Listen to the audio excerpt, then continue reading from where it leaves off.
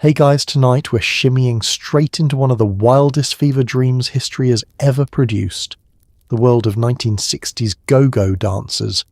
Not the glamorous movie version where everyone looks flawless in slow motion. I mean the real go-go dancers, sweating under a dozen spotlights, inhaling enough hairspray to qualify as a fire hazard, and shaking in boots so tall they could legally count as stilts. Before we dive into the glitter-soaked chaos, take a second to like the video and subscribe, but only if you truly enjoy what I do here. And thank you for suggesting this topic, by the way. It was a delightfully wild one. Drop a comment telling me where you're listening from, and whether it's way past your bedtime. It usually is. Now dim the lights, flip on a fan for that soft white noise, get comfortable, and maybe tuck yourself in like you're about to be lowered onto a velvet rotating platform, just for the vibes. And let me ask you, have you ever wondered what being a go-go dancer really felt like? Did those iconic white boots actually fit human feet, or were dancers just suffering in silence for fashion? How many layers of mascara did it take before your eyelids achieved their own gravitational pull? Did the cages ever squeak ominously, like a villain in a spy movie? How much glitter is too much glitter? What was the survival rate for a dancer trapped in a nightclub bathroom with 3 other girls teasing their hair to structural engineering heights? And, importantly, how many nights could you dance on 0 sleep, 2 cigarettes, a questionable sandwich, and a crowd of people shouting, "Work it, baby," every 5 seconds? And now congratulations, you've just woken up in 1966. Your eyeliner is already smudged, your ears are ringing from last night's music, and your boss is yelling that you're on stage in 5 minutes. Good luck. You open your eyes and immediately cough because the air in your tiny apartment is 40% oxygen and 60% aerosolized aqua net. Your roommate is already styling her beehive in the mirror, and the smell alone could transport you straight to heaven or the ER. You blink through the haze, momentarily unsure whether you've woken up in your bedroom or inside the chimney of a glitter factory. Everything looks slightly foggy, slightly sparkly, and slightly dangerous for anyone with functioning lungs. Your throat already feels like it spent the night chain smoking, despite the fact that you haven't even had your first cigarette yet. That's the magic of 1960s beauty products. Even using them secondhand is basically a contact sport. You lift your head off the pillow, a mistake. Your hair has fused itself to the fabric in defeat, forming a sad little helmet that crunches when you move. It's the opposite of glamorous. If a bird landed on your head right now, it would stay there voluntarily because honestly, it's structurally sound. Meanwhile, your roommate is going at a beehive like she's preparing for a televised space launch. Tease, spray, sculpt, repeat. Her arms move with the feverish determination of a woman who knows her entire social status depends on keeping her hair 1 inch taller than everyone else's. Every spritz releases another ghostly cloud that drifts through the room, settling into your pores like it pays rent. You sit up, rubbing your eyes, which only smears yesterday's eyeliner further across your face until you resemble someone who's gone through a breakup, a windstorm, and an interpretive dance performance, all before breakfast. The mirror confirms this. You look like a raccoon who stayed out past curfew. The air feels thick, like it's something you could spread on toast. You take one cautious breath through your shirt collar as a makeshift filter, wondering how many years this apartment has shaved off your life expectancy. Probably several. But you remind yourself, beauty hurts, even when it's not your beauty. Your roommate glances over her shoulder. Morning. Want the mirror next? She says this with the casual confidence of someone who has not in fact transformed your shared living space into a household chemical event. The polite answer is yes. The realistic answer is, you're afraid the next inhale might set off an internal sprinkler system you don't possess. Still, you shuffle toward the vanity, squinting through the haze like a soldier advancing through battlefield smoke. The floor is sticky in places, You don't know why, and glitter from last night has formed a permanent border along the baseboards, like a sparkly crime scene. You splash water on your face, which does nothing except rearrange the smudges into more creative patterns. Your eyeliner is migrating south with all the determination of a flock of geese. You'll need at least 20 minutes, 3 cotton balls, and a personal apology from the universe before you look remotely human again. Behind you, your roommate adds one final shellac of hairspray. Shh. The sound is soft but menacing, like the world's most glamorous snake. You feel the mist settle across your shoulders and silently wonder if there's a medical term for drowning in aerosol. As the fog begins to thicken again, you remind yourself why you do this. Because in the world of go-go dancing, waking up fabulous is not an option. It's a full-time job.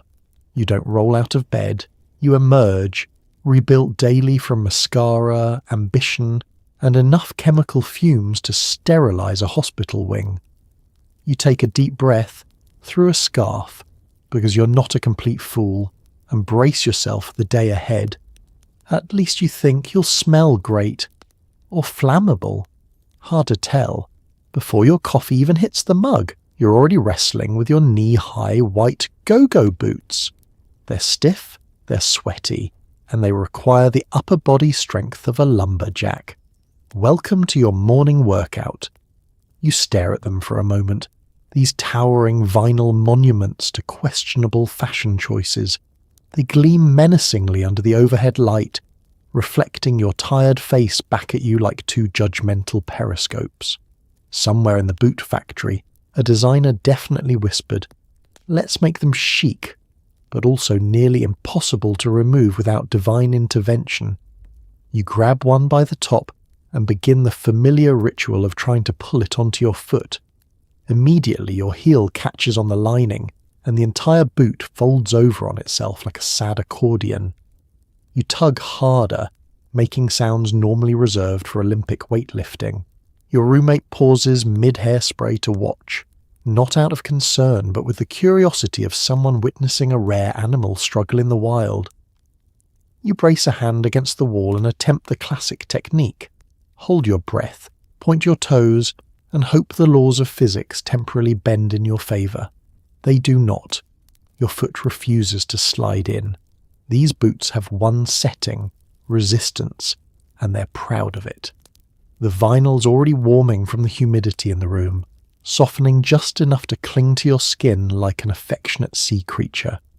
You consider powdering your legs, but last time you tried that, you inhaled half the bottle and spent the next hour coughing like you were reenacting a Victorian tuberculosis scene. You sit on the edge of the bed, yank the boot with both hands, and accidentally launch yourself backward into a pile of laundry. The boot stays where it is, upright on the floor, mocking you.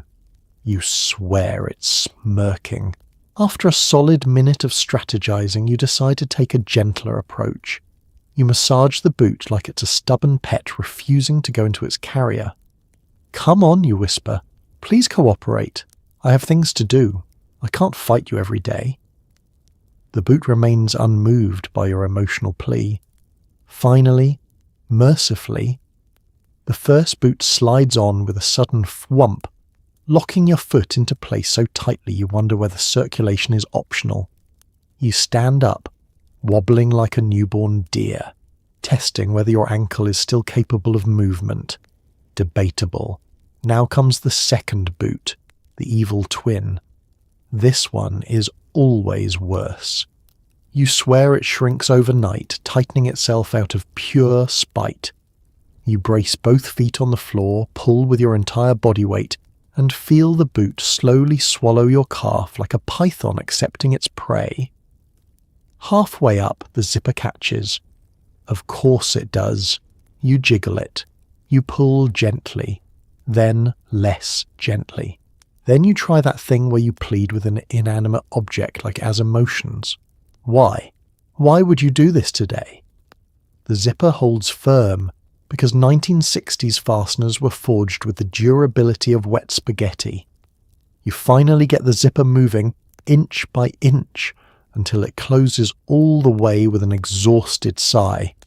You collapse backward onto the bed, boots triumphantly attached, legs throbbing, dignity slightly compromised. You try standing. Your feet immediately inform you they would like to file a complaint. The boots squeak with every step, not cute little fashion squeaks, but the sound of two balloons being aggressively rubbed together. As you clomp toward the kitchen, half-dressed and fully defeated, you realise something important. These boots might actually outlive you. They're indestructible, eternal, the cockroaches of footwear. But hey, at least they look fabulous. It's 1966, so breakfast is less balanced meal and more something to keep you vertical. You light a cigarette, sip lukewarm instant coffee, and convince yourself that's enough calories to dance for 6 hours straight. The coffee tastes like someone filtered regret through a paper towel, but it's warm, and that's all that matters. You take another sip and feel it slide into your system like a gentle slap. Not quite energizing, not quite comforting, but just stimulating enough to keep you conscious.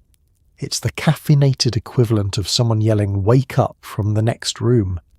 Your cigarette burns unevenly, sending up a little stream of smoke that curls beautifully in the air before drifting toward your already overworked lungs. You inhale anyway, because this is breakfast, and nicotine is the closest thing to a vitamin you're getting today. The flavour is a mix of ash, menthol and questionable life choices, but honestly, it hits the spot. Your stomach growls faintly, as if reminding you that humans traditionally eat food in the morning. You shush it with another drag. You tell it to be patient. You tell it love is enough. It disagrees loudly.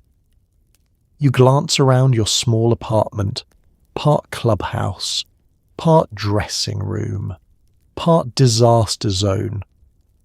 There are magazines on the table, half-open makeup cases on the counter, and at least 3 pairs of boots lounging on the floor like retired athletes. The kitchen sink contains a single spoon and a coffee mug from last night that your roommate used to stir eyeliner brush for reasons neither of you can now explain. You open the cabinet searching for actual food, but all you find is a box of crackers older than some of the club's patrons. You close the cabinet again. Hunger is a state of mind. You choose denial. Your roommate breezes by, already wearing lipstick, which feels deeply unfair. She blows a kiss at her own reflection before taking a swig from your coffee. "Breakfast of champions," she says, tapping your cigarette like it's a baton she's passing back to you. You sit at the tiny Formica table, staring at the sad combination of caffeine and nicotine in front of you, and try to hype yourself up. Today will be fine, great even. Sure, your boots are slowly cutting off circulation, your hair smells like hairspray and ambition, and you haven't eaten something with nutritional value since Kennedy was in office. But you've got rhythm. Kind of. Enough to get through a shift. You exhale a long plume of smoke that drifts toward the window, leaving behind a faint yellow stain that will absolutely never come off. Every wall in the room has absorbed so much second-hand smoke they probably qualify for retirement benefits. If a doctor walked in right now, they'd collapse for reasons unrelated to your lifestyle choices. The caffeine finally starts doing its job, flickering through your brain like a faulty neon sign. You feel your eyelids lift. Your spine straightens. Your heartbeat picks up a tempo that vaguely resembles a beat you can dance to. Breakfast is working. You take one last drag, stub out the cigarette in an ashtray shaped like a seashell, and glance in the mirror. Your reflection looks slightly more awake than before, or at least slightly less like someone who lost a fistfight with her pillow. It'll do. You grab your coat, your bag, and whatever scraps of dignity you can carry, ready to face the day on a stomach full of fumes and determination. After all, you remind yourself as you head out the door, if breakfast were too filling, you'd only get sleepy, and you do not have time for that. Your tights, your sworn enemy, snag on literally everything, including your own fingernails. You've already put 3 new runs in them and you haven't left the apartment yet. You stare down at the thin nylon stretched across your legs with the same suspicion you'd reserve for an animal that's bitten you before. Because tights are animals in 1966, temperamental, fragile, and always seconds away from ruining your morning. Every dancer has a nemesis, and yours is legwear produced by a company that must have actively hated women. You sit carefully on the edge of your bed, as if lowering yourself into a trap, trying not to let the tights brush against anything that might trigger their self-destruct sequence. Unfortunately, anything includes the air itself, so the odds are not in your favour. As you attempt to adjust the waistband, the tights twist around your legs like a disgruntled serpent. You pull the right side up, the left side shifts. You pull the left side up, the right side surrenders and folds like a cheaply made origami swan. Tights have one mission: to test your patience before the nightclub even gets the chance. Your roommate passes by holding a pair of hers, already boasting 2 runs. "I give those 10 minutes, she says, nodding at your legs like a fortune teller reading your misery lines. 15 if you don't breathe. You roll your eyes, but she's right. These tights are more delicate than your emotional stability. One wrong stretch, one stray hairbrush, one accidental brush against your purse zipper, and it's over. The nylon will ladder up your thigh faster than a 1960s stock chart during Beatlemania. You try again, pulling them gently, then less gently, then with the kind of raw desperation usually reserved for opening stubborn pickles. As you shimmy them up, you feel a tiny pop, the telltale beginning of yet another run. You freeze, you stare. You whisper a prayer to any deity willing to intervene. It doesn't help. The run spreads, slow and purposeful, like it's mocking you. You slap your hand over it as if you can physically stop time. Spoiler, you cannot. You consider grabbing a new pair, but you only have one left, and it's reserved for absolute emergencies. This is bad, but not spend your last $3 on hosiery bad. Not yet. Instead, you reach for the clear nail polish, the sacred relic of dancers everywhere. Its smell hits you immediately, sharp and chemical but deeply comforting. This is your battlefield medicine, your nylon first aid kit. You dab at the tiny tear, sealing it like a surgeon performing a very delicate operation on a patient who hates you. It works. Temporarily. The tights are never fixed, only held together by sheer willpower and the future version of you who will deal with the consequences. You stand up, testing them. They cling tight to your legs, warm, slightly itchy, and threatening to betray you at any moment. When you walk, you do so carefully, like a spy moving through a laser grid. Your knees bend slowly, your ankles glide. You refuse to let the tights know you're nervous. They can smell fear. You reach for your coat and immediately snag the hem on a button. A horrifying rip echoes through the room. You look down. Another run. Of course. Your roommate doesn't even look up from her mirror this time. "Told you," she says flatly. You consider several life choices. Becoming a nudist, switching careers, moving to a place where tights are outlawed. But instead you smooth the nylon down with resignation, accepting your fate. Because in the world of go-go dancing, tights aren't an accessory. They're a gamble, a fragile, stretchy gamble. You grab your bag, step into your boots and sigh. If these tights survive the commute, you think, it'll be a miracle on par with a moon landing. You step outside looking like a glamorous cartoon character who fought through a wind tunnel. Your eyeliner wings are sharp enough to slice bread, and strangers stare as if you're part of a rare migrating species. The morning air hits your face, and somehow your makeup stays exactly where it is, mostly because it's less cosmetics and more architectural spackle. Your eyelids feel heavy. like they're wearing tiny weighted blankets made of glitter and determination. Each blink is a workout. A slow, deliberate lowering of the lashes followed by an equally slow reset, as if your eyes are thinking, do we really have to do this again? As you walk down the street, the city feels different when you're this made up. People squint at you, unsure whether you're headed to a nightclub, an audition, or an alien conference. The woman pushing a stroller gives you a once-over that silently says, I stopped doing eyeliner after the Eisenhower administration, and you respect that for her. But for you, this is a full-time commitment. This is war paint.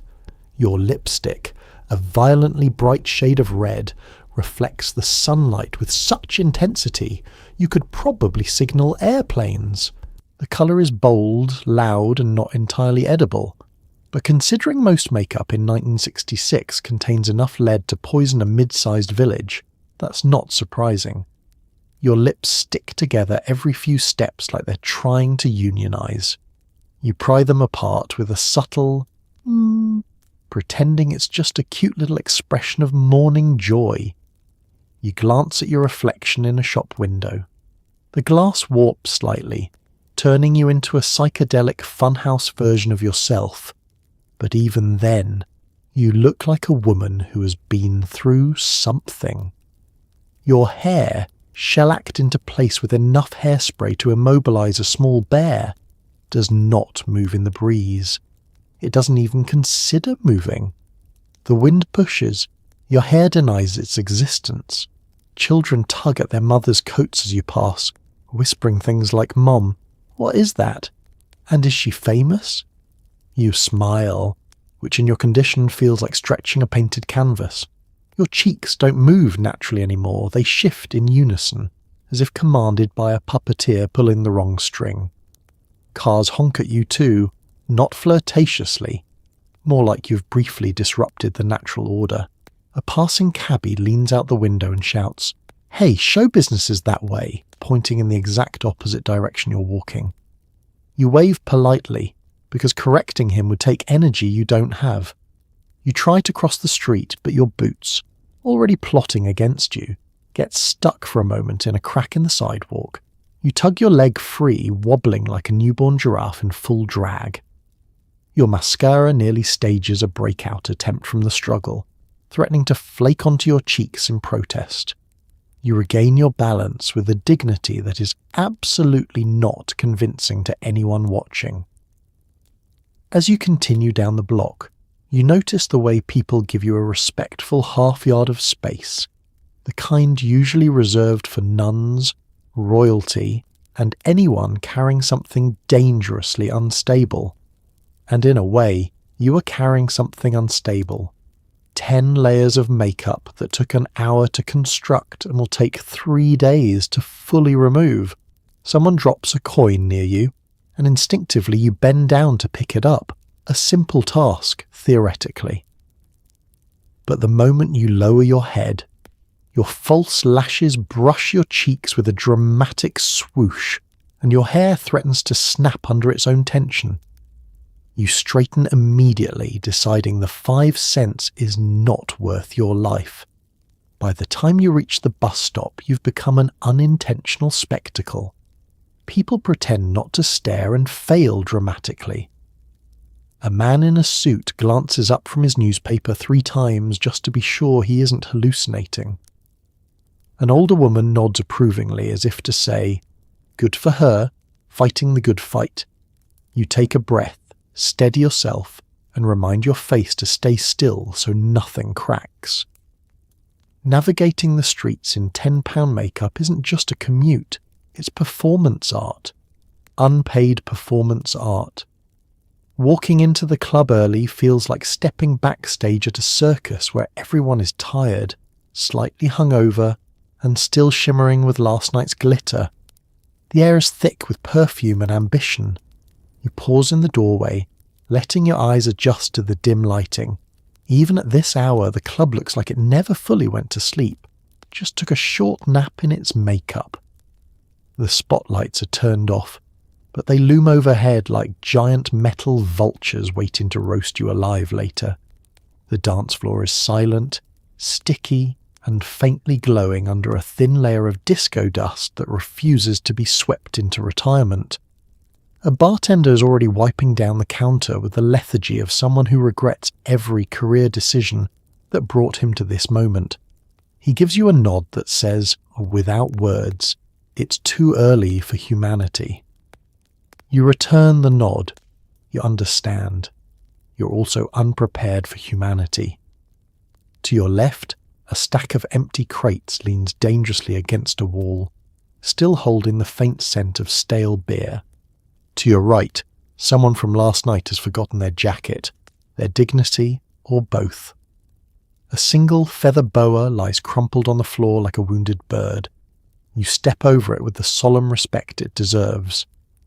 Behind the bar, a radio crackles with static before settling on a song that barely passes as music. The sound fills the room with a distant, tinny cheerfulness that absolutely does not match the mood. This is the pre-shift hour, the time when everyone present silently agrees not to make sudden movements. You walk toward the dressing room, your boots clicking across the floor with rhythmic insistence.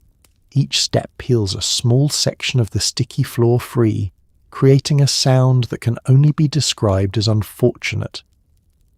A busboy looks up from mopping and winces sympathetically, as if your footsteps personally offends him.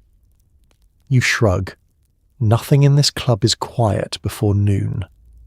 The dressing room door creaks loudly, a dramatic entrance whether you want one or not, and you step inside. Instantly, the room envelops you in a cloud of old perfume, a warm hairspray residue and lingering resentment. The mirrors are surrounded by lights, none of which match in brightness, giving the entire room the vibe of a glamorous interrogation chamber.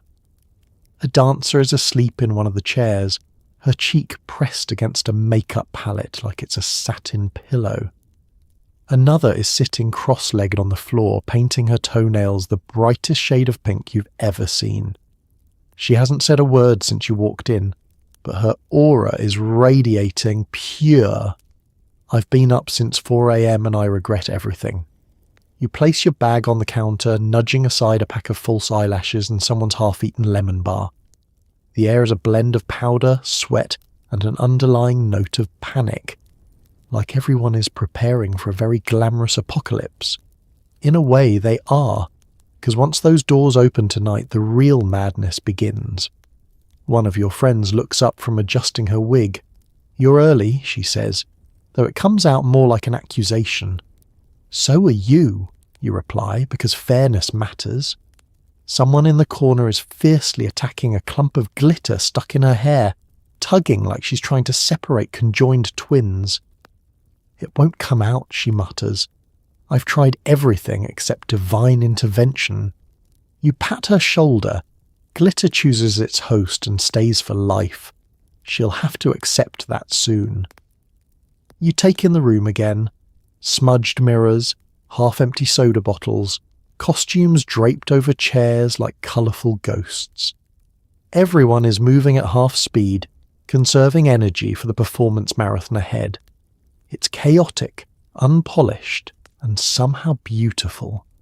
A messy prelude to evening magic. Arriving at the club before noon isn't glamorous. It's not exciting. It's preparation. Like stretching before battle, if the battle involves sequins, hairspray, and men shouting song requests offbeat. You settle into your chair, crack your knuckles, and breathe in the potent cocktail of the dressing room. This is where the transformation begins, slowly, painfully, and with absolutely no refunds. The dressing room is already a battlefield of teasing combs, hair rollers, and passive-aggressive compliments. Every woman here is your best friend and your fiercest rival, depending on the lighting. You step inside and immediately sense the tension floating in the air like a scented fog. Part hairspray, part ambition, part unresolved emotional energy left over from last night. The room hums with the low growl of women preparing for war, The war of looking fabulous under circumstances that absolutely do not support fabulousness. Your eyes scan the battlefield. To the left, Linda is aggressively backcombing her hair, creating a structure so tall it might require airspace clearance. To the right, Margie is applying eyeliner with the precision of a brain surgeon and the face of someone who hasn't slept since Tuesday. And then there's you trying to squeeze into a spot in front of a mirror that is not cracked, smudged, or partially covered by someone else's emotional baggage. Good luck. You wedge yourself between two dancers who are in the middle of a whispered argument about who stole whose bobby pins. Neither admits fault. Both have enough hair accessories to supply a small army. You set your makeup bag down and immediately hear a sweet but not sweet voice beside you. "Oh, you look so refreshed today," says Carol, who absolutely means the opposite. You smile tightly, because that is the currency here. Polite smiles masking existential dread. "Thanks," you reply, "so do you." She definitely does not. The mirror lights flicker, casting everyone in a momentary horror film glow. A few women gasp, because nothing is more terrifying than catching your reflection before your lashes are on. Someone smacks the wall and the light stabilizes, returning the room to its usual budget glamour ambience. You unzip your makeup bag, and immediately someone asks, "Are those new eyelashes?" The tone suggests this is a personal attack on their livelihood. You assure them no, they are the same kind you always buy, the ones that feel like you're wearing small tarantulas above your eyes. Everyone relaxes a little. The natural order is restored. Across the room, two dancers are comparing bruises from last night's performances like athletes bonding over injuries. One has a mysterious elbow mark. The other lifts her hair to reveal a glitter burn, the first documented case of rhinestone shrapnel. You begin your own routine: foundation, powder, mascara thick enough to double as adhesive. A girl nearby groans dramatically as she messes up her lipstick for the fourth time. She slams the tube down, muttering that she should have gone to secretarial school like her mother said. You pat her shoulder in solidarity. You both know she wouldn't last a day behind a typewriter. Someone's hairspray plume suddenly erupts like a volcanic blast, drifting across the room and coating your arm in a sticky, sweet-smelling layer of aerosol. You wipe it off, knowing full well it's pointless.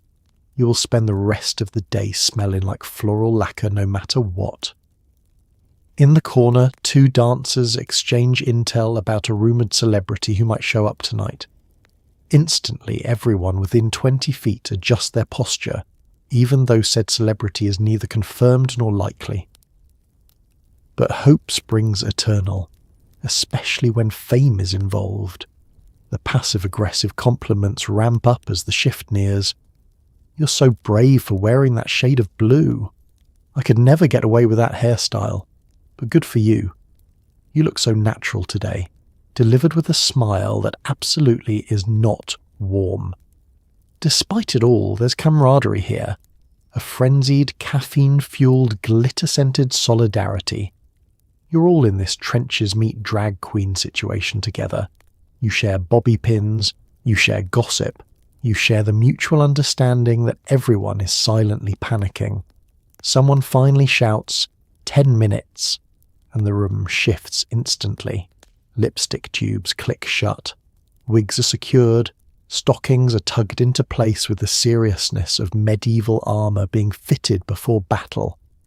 You look around at the chaos, the half-finished hairdos, the frantic touch-ups, the women preparing to transform into their most dazzling selves, and smile. The dressing room wars may be brutal, but somehow, this is where the magic begins. Your hairdo requires more engineering than a suspension bridge. You tease, spray, smooth, and pray, hoping your creation won't collapse mid-shimmy like a disgruntled soufflé. You stand in front of the mirror, staring at your scalp like a disappointed architect reviewing blueprints that have already started to sag.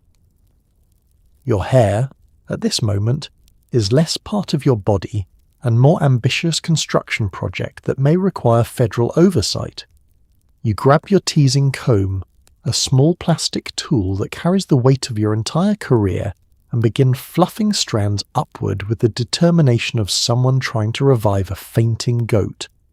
With each back comb, your reflection grows a little more impressive. The hair inflates, it expands, it gains altitude. You imagine birds scouting it as a potential landing zone. At one point, it reaches a height where you briefly wonder if you need to notify the FAA. You pause for breath. Because teasing hair in the 1960s is a cardiovascular workout. Forget Pilates. You tease your hair for 15 minutes and your arms feel like you've been rowing across the Atlantic in a canoe made of regret. Then comes phase 2, stabilization. You pick up the can of hairspray, your most essential life tool, your constant companion, and your greatest threat. You shake it, not because it needs shaking, but because it gives you a moment to mentally prepare for the toxic cloud you're about to unleash. You hold your breath, aim, and coat your hair with enough aerosol to embalm it until the next presidential administration. A thick mist settles over the dressing room, drifting across the lights like a glamorous nuclear event. Someone coughs behind you, waving a hand through the fog. "Sorry," you call out, though you're absolutely not sorry. Beauty is sacrifice. Beauty is pain. Beauty is occasionally poisoning the air quality within a 6-mile radius. You begin smoothing the surface of your beehive like you're icing a very delicate cake. One wrong touch, and the entire structure could collapse. Your fingers glide gently along the outer shell while your inner monologue chants "Steady now, steady." Your roommate peers over your shoulder. "Wow," she says, "it's huge." You're not sure if that's admiration or a cry for help, but you take it as a compliment anyway. Then comes the true test. Movement. Will this crowning achievement survive gravity? Will it remain upright through dancing, sweating, and the occasional enthusiastic head jerk the crowd always loves? You tilt your head left, it holds. You tilt your head right. A few strands tremble, but the mass stays aloft. You tilt forward. A small section threatens rebellion. You fix it with 3 bobby pins, a prayer, and a glare that could curdle milk. You add more hairspray just to be safe, a phrase that in the 1960s meant turning your head into a small, flammable sculpture.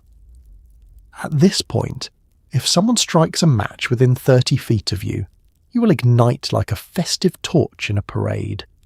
Your bangs need attention next. You curl them into a perfect arc, hoping they look intentional rather than frightened. They bounce slightly, giving your face a look that says, "I've got this, even if you absolutely do not." As the final step, you tuck a few stray strands into place, pinning them down with the precision of a seamstress and the determination of someone who's tired of fighting their own biology. You take one small step back and examine the finished structure. It stands tall, proud, impossibly buoyant. You give your head a tentative shake. Nothing moves. For a moment you feel powerful, like a queen wearing a tiara made of hair and household chemicals. Sure, it's a hazard. Sure, breathing near it is a risk. But tonight it will make you look incredible. And if it doesn't collapse mid-dance, it might just survive long enough to become tomorrow morning's problem.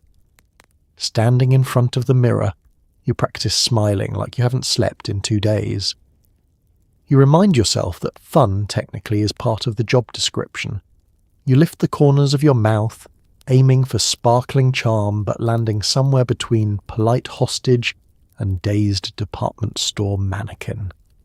The fluorescent dressing room lights do not help. They cast a ghostly haze over everything, revealing every smudge, every pore, every trace of emotional exhaustion that glitter cannot hide. You try again, widening the smile. Now you look slightly unhinged. Okay, smaller, gentle. We're not trying to frighten the customers. You inhale, exhale, and give yourself a nod like a coach prepping an athlete for a high-stakes sports event, except instead of running a marathon, you'll be shaking your tail feathers in a metal cage for hours while pretending your feet don't hurt. Similar level of endurance, though. You adjust your hair one last time, making sure the architectural marvel you constructed earlier hasn't started to drift to one side. It hasn't. If there's one reliable thing in your life right now, it's the industrial strength hairspray holding your personal Eiffel Tower in place. Good. One less crisis. Now comes the internal pep talk, the sacred ritual performed by dancers across the city, even if no one ever admits it. You lean close to the mirror, point to your reflection, and whisper, "You are fabulous. You are strong. You will not fall off the stage again." Your reflection nods back with the sincerity of someone who knows that last fall was technically not your fault. The stage was slippery because the bartender spilled something. Or at least that's the narrative you've all agreed on. You take a deep breath, letting the air fill your lungs, then immediately cough, because the air is 70% hairspray residue. Still, the intention counts. You grip the edge of the counter, steadying yourself against the wave of pre-shift jitters. It's not fear exactly. More like the nervous electricity of knowing you're about to perform in front of strangers whose only plan for the night is to watch you move and loudly mispronounce the band's name. You remind yourself while you do this. The music, the rush, the glitter, the brief moments when someone in the crowd looks at you with awe. Not because they're drunk, though sometimes they are, but because you're shining. Sure, your pay barely covers rent, and yes, your mother still thinks you're working in a library, but there's a thrill here that keeps you coming back. You test your smile again. Still slightly concerning, but better. You soften your eyes, tilt your chin, and think pleasant thoughts. Puppies, sunshine, sleeping more than 4 hours. That last one nearly brings a tear to your eye. You dab at your lipstick, fix the smudge on your eyelid, and remind yourself, tonight is another chance to own the stage. Or at least to avoid tripping over your own boots. You straighten your shoulders. Beneath the makeup, the outfit, and the nerves, there's a tiny spark of confidence warming up like a singer clearing her throat. You feel your pulse settle, your breathing slow, your posture lift. You're becoming stage you, the slightly shinier, slightly sassier version of yourself who can smile on command and pretend your tights aren't trying to saw your waist in half. You whisper one final affirmation. Let's go give them a show they won't forget, unless they've already started drinking. Then you turn away from the mirror, ready to face the chaos waiting outside the dressing room door. Because whether you feel fully prepared or held together by bobby pins and optimism, the show must go on. And tonight, so must you. The band starts warming up, and the bass vibrates through your ribcage. You feel it in your bones. It's nearly time to dance for people who think rhythm is optional. You stand just backstage, or whatever counts as backstage in a club where curtains are optional and privacy is a myth. Feeling the low thrum of the bass pulse against your sternum. It's not gentle. It's not polite. It's the kind of vibration that rearranges your organs slightly, like the music is trying to tune you instead of the instruments. Someone hits a wrong note on the guitar, and the sound is so sharp it could cut glass. A trumpet player practices a scale, which seems unnecessary given this is not a jazz club, but no one questions him. Musicians are delicate creatures. Let them have this. You peek around the curtain. A few early customers mill around the tables, clutching drinks as if they're using them for emotional support. Some nod along to the warm-up noises, even though the sounds currently resemble a marching band falling down a flight of stairs. You smile. Soon these people will be cheering, staring, or rhythmically clapping on beats that technically shouldn't exist. Another bass note hits, deep enough to vibrate your fillings. You feel your nerves start to tingle. Not panic, just anticipation. like a firework waiting for a match, or like someone about to walk into a family reunion where everyone has opinions about your life choices. The drummer taps a quick pattern on his snare. It's supposed to be a warm-up, but he's showing off, flexing every muscle in his forearms. He spins the sticks dramatically, almost drops one, catches it, and looks around to see if anyone noticed. You did. You definitely did. And you already know he's going to accidentally throw one into the crowd later, where it will be cherished by someone who thinks drummers are mystical creatures. Your fellow dancers gather beside you. There's a shared silence, not peaceful, more like the collective inhale before a tornado. One girl cracks her knuckles, another adjusts her wig with the seriousness of a surgeon. Someone else whispers, "Please let the floor not be sticky tonight," which is adorable because the floor is always sticky. Then the warm-up shifts. The chaotic noodling narrows into something resembling an actual song. The bass settles into a groove. The guitar stops screaming in pain. The cymbals shimmer like the audio version of freshly applied glitter. You straighten your posture instinctively. This sound is calling you, like some Pavlovian response built through dozens of exhausting shifts. The vocalist steps up to the mic and hums a few notes. It echoes through the quiet room, soft but commanding, like the voice of someone who knows the crowd will turn wild in exactly 20 minutes. You feel the room shifting, waking, stretching its limbs after a long day of being dark and half asleep. You tap your fingers against your thigh, in time with the music. Your boots creak. Your tights try to roll down. Your hair stays perfectly still, because it is no longer hair. It is a monument held together by chemical bonds stronger than most marriages. The band launches into the opening bars of the night's first number. It hits you instantly. Adrenaline, anticipation, excitement, and the faint regret of knowing your feet will hate you within the hour. But this is what you came for. This moment where everything begins, where the music starts pounding, where the lights are about to blind you, and where you transform from person barely holding it together to dancing spectacle with questionable benefits. A stagehand gives you the signal. One sharp nod, your breath catches, your muscles tighten, your fake eyelashes flutter with purpose. Because once that first note hits your spine, there's no turning back. The night has officially begun. You step inside your metal cage. Yes, your job is literally to dance inside a suspended steel container, and you pretend not to hear it creak like it's reconsidering its life choices.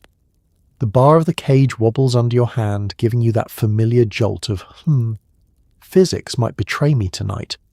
You test your footing carefully, because the last thing you need is to recreate the time you gracelessly slid into the bars like a confused zoo animal.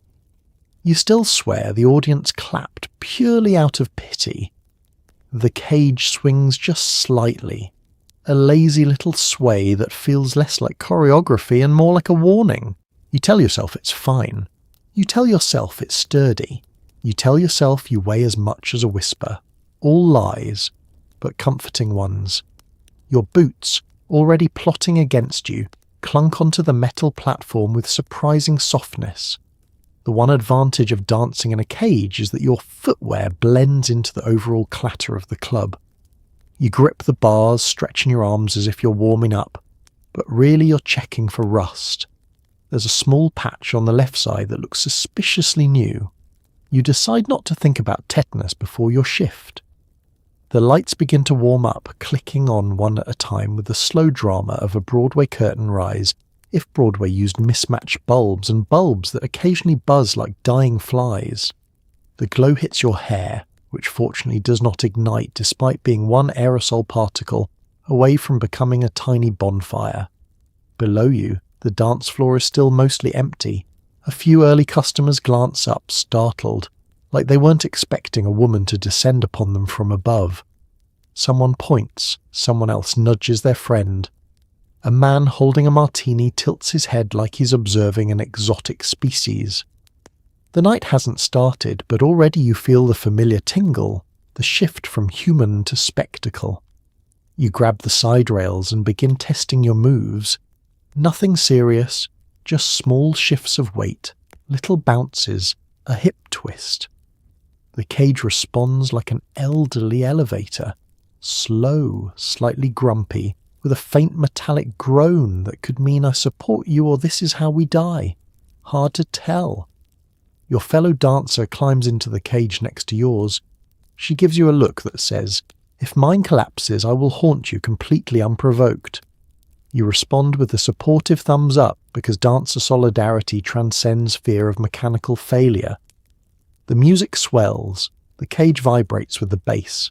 You swear you can feel each note thudding against the soles of your feet, climbing up your legs, settling into your spine like a reminder. Your life choices have led you here. Good luck.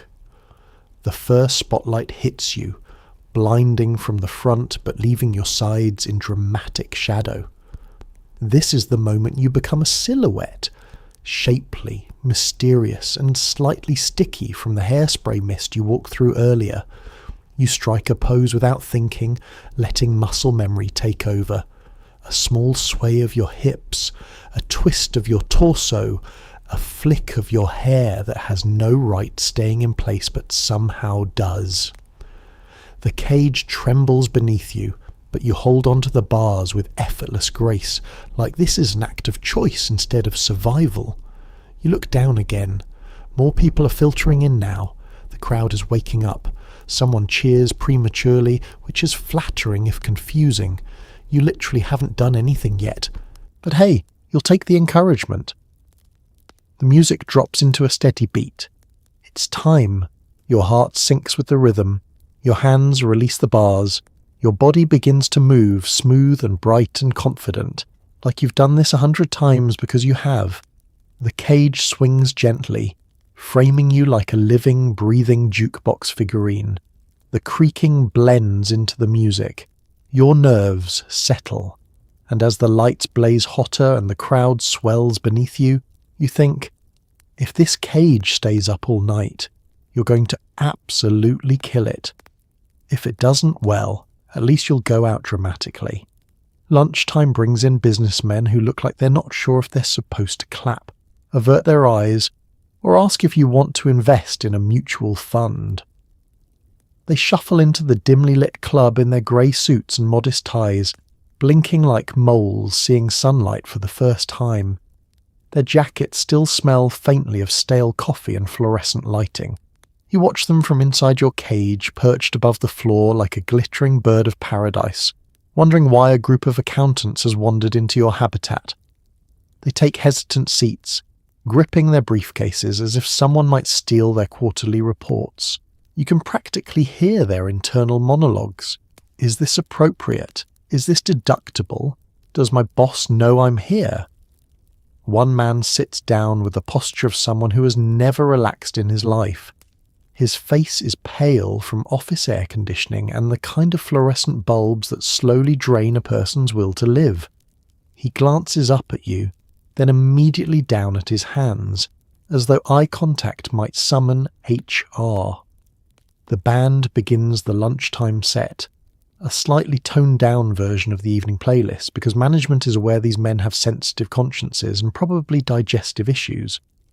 The music thumps gently, like it's trying not to overwhelm anyone's ulcer. You start to dance slowly at first, testing the waters. The businessmen flinch, not dramatically, just little jerks of confusion, like they weren't expecting the go-go dancer they voluntarily came to watch to actually start dancing. One man drops his fork. Another adjusts his tie so vigorously he nearly strangles himself. Their lunches arrive. Sad sandwiches, limp lettuce, trembling jello. They eat while constantly darting their eyes between you, their plates, and the exit. You can tell they're trying to behave respectfully, but have absolutely no idea how to define respectful in a nightclub at noon. A younger office worker whispers something to his friend, who shushes him with the urgency of someone silencing a witness. A third man claps at the end of a song, once, loudly, then immediately panics, as if applause might reveal something about him to his colleagues. His clap echoes awkwardly across the room. You give him a little nod to ease his suffering. He looks like he might faint. You watch them trying to navigate this unfamiliar terrain. They pick at their sandwiches, they wipe their palms on their trousers, they pretend to read the menu even though they have already ordered. They glance up every few seconds to confirm you're still there and that this is still happening. Honestly, it's kind of sweet in a tragic corporate way. Halfway through the set, one particularly brave office worker raises his hand timidly, like he's in a classroom. When the bartender approaches, the man blurts out, do you have milk? Milk? In a nightclub? The bartender stares at him with the dead eyes of someone who has seen too much. No, he says flatly. The office worker nods as though this is the answer he expected, even though deep down he will think about this moment for the rest of his life. The music picks up slightly. You lean into the rhythm, swinging inside the cage with grace you absolutely did not feel this morning. A few businessmen start tapping their feet, realizing too late that rhythm is, in fact, contagious. One man even smiles, a small tentative smile that cracks open his face like a sunrise on a Monday. By the time the lunch hour is nearly over, they seem a tiny bit looser. Not relaxed, no, that would violate their personal code, but less like they're being held hostage by their own anxiety. They gather their coats, toss a few awkward bills onto the table, and scurry out into the daylight, where they can return to spreadsheets, meetings, and the safety of predictable lighting. As the door closes behind them, you take a deep breath and shake out your arms. Midday crowds are odd, bewildered little creatures. But honestly, they make excellent warm-ups for the chaos that comes after sunset. The spotlights blast down on you, turning the cage into a shimmering human terrarium. You're sweating so much, you're basically marinating in your own ambition. Within seconds, you feel the temperature rise from mildly uncomfortable to active volcano. The lights aren't just bright, they're judgmental. They stare directly at you with the intensity of 1,000 disappointed parents, exposing every pore, every bead of sweat, every questionable life choice that led you here. You try to keep smiling, even as your mascara begins a slow, tragic descent southward. Your hair, which earlier stood tall like a proud architectural masterpiece, begins to soften at the edges. A bead of sweat trickles down your forehead and disappears into the hairspray shell, where it becomes permanently trapped, like a bug fossilized in amber. You can almost hear your hair whisper, "I can't hold much longer." You grip the bars of the cage and lean into the music, partly for dramatic effect and partly because the cage is the only thing holding you upright in this sauna. The metal is warm, almost too warm, and for a moment you wonder if you're slowly cooking. You picture yourself rotating on a spit like a glamorous rotisserie chicken. Delicious, but tragic. Your outfit, already tight enough to count as mild compression therapy, clings to your skin in new, intimate ways. Each movement creates a small internal monsoon. You're not just sweating, you're forging rivers, you're creating a new water cycle. If someone placed a tiny boat at the base of your spine, it would sail. Meanwhile, the audience watches, blissfully unaware that you're performing an interpretive duet with dehydration. They cheer, they whistle, they snap photos, none of them realizing the physical toll of being a human disco ball trapped inside a heated birdcage. A man in the front row waves enthusiastically. You give him a sultry glance, even though your face is melting like a candle left in a hot car. Your eyeliner is fighting for its life. Your blush is sliding toward your chin, and your lipstick tastes faintly of hairspray from earlier, but the show must go on. You twist your hips, raise your arms, pivot gracefully, and immediately regret raising your arms because you've just unleashed a miniature waterfall down your sides. Somewhere below the stage, a fan might actually feel a single drop and think, "Wow, The ambience here is so immersive. If only they knew. The heat intensifies.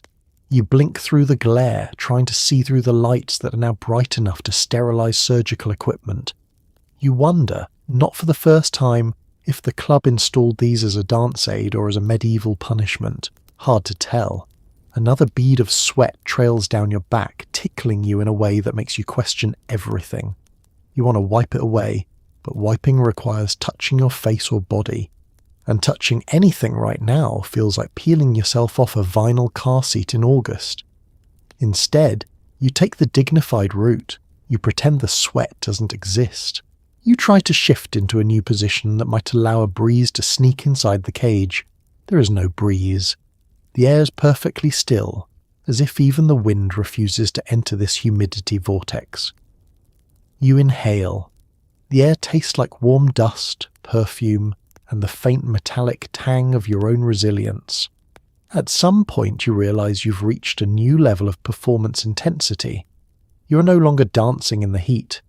You are dancing as the heat.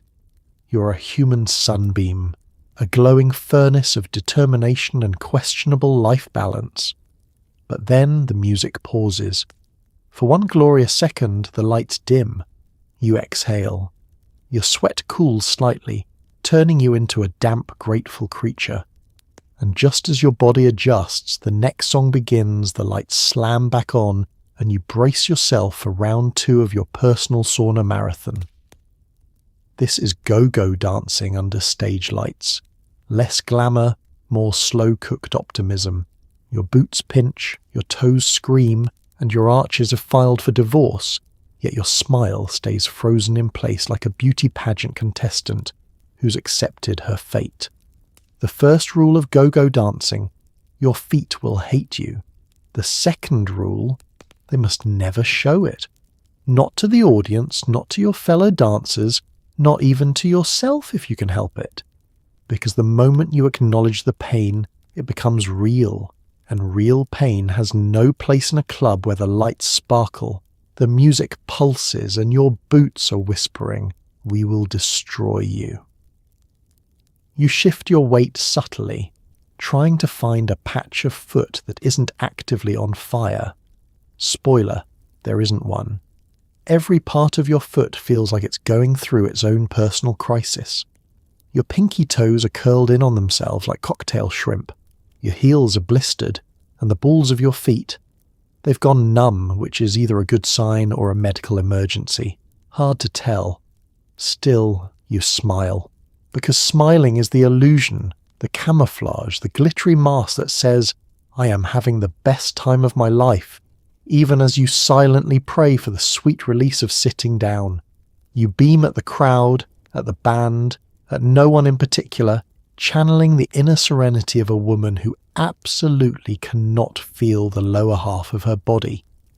You try a gentle kick, a classic move, elegant, charming. But inside your boot, your toes slam forward like commuters on a braking subway car. You keep smiling. Your eyes water slightly. A dancer beside you whispers, "Pain is temporary. Tips are forever." You nod gravely, like she's just delivered ancient sage wisdom. The beat picks up, and the choreography demands more bounce. Bounce is the enemy. Bounce means landing. Landing means pain. But you do it anyway, because go-go dancing is 80% muscle memory and 20% pretending you aren't dying inside. Your feet hit the platform and send a shockwave up your legs. Your arches protest loudly. If they could speak, they would be screaming legal threats.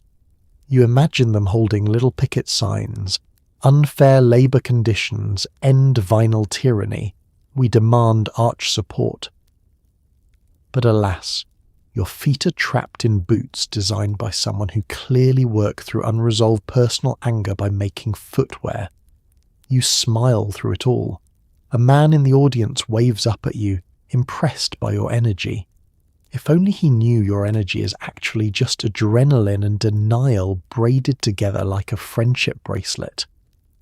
You flash him a grin so bright it distracts even you from the fact that your left foot is possibly losing circulation. You shift positions again, leaning into the bars of your cage for a momentary reprieve.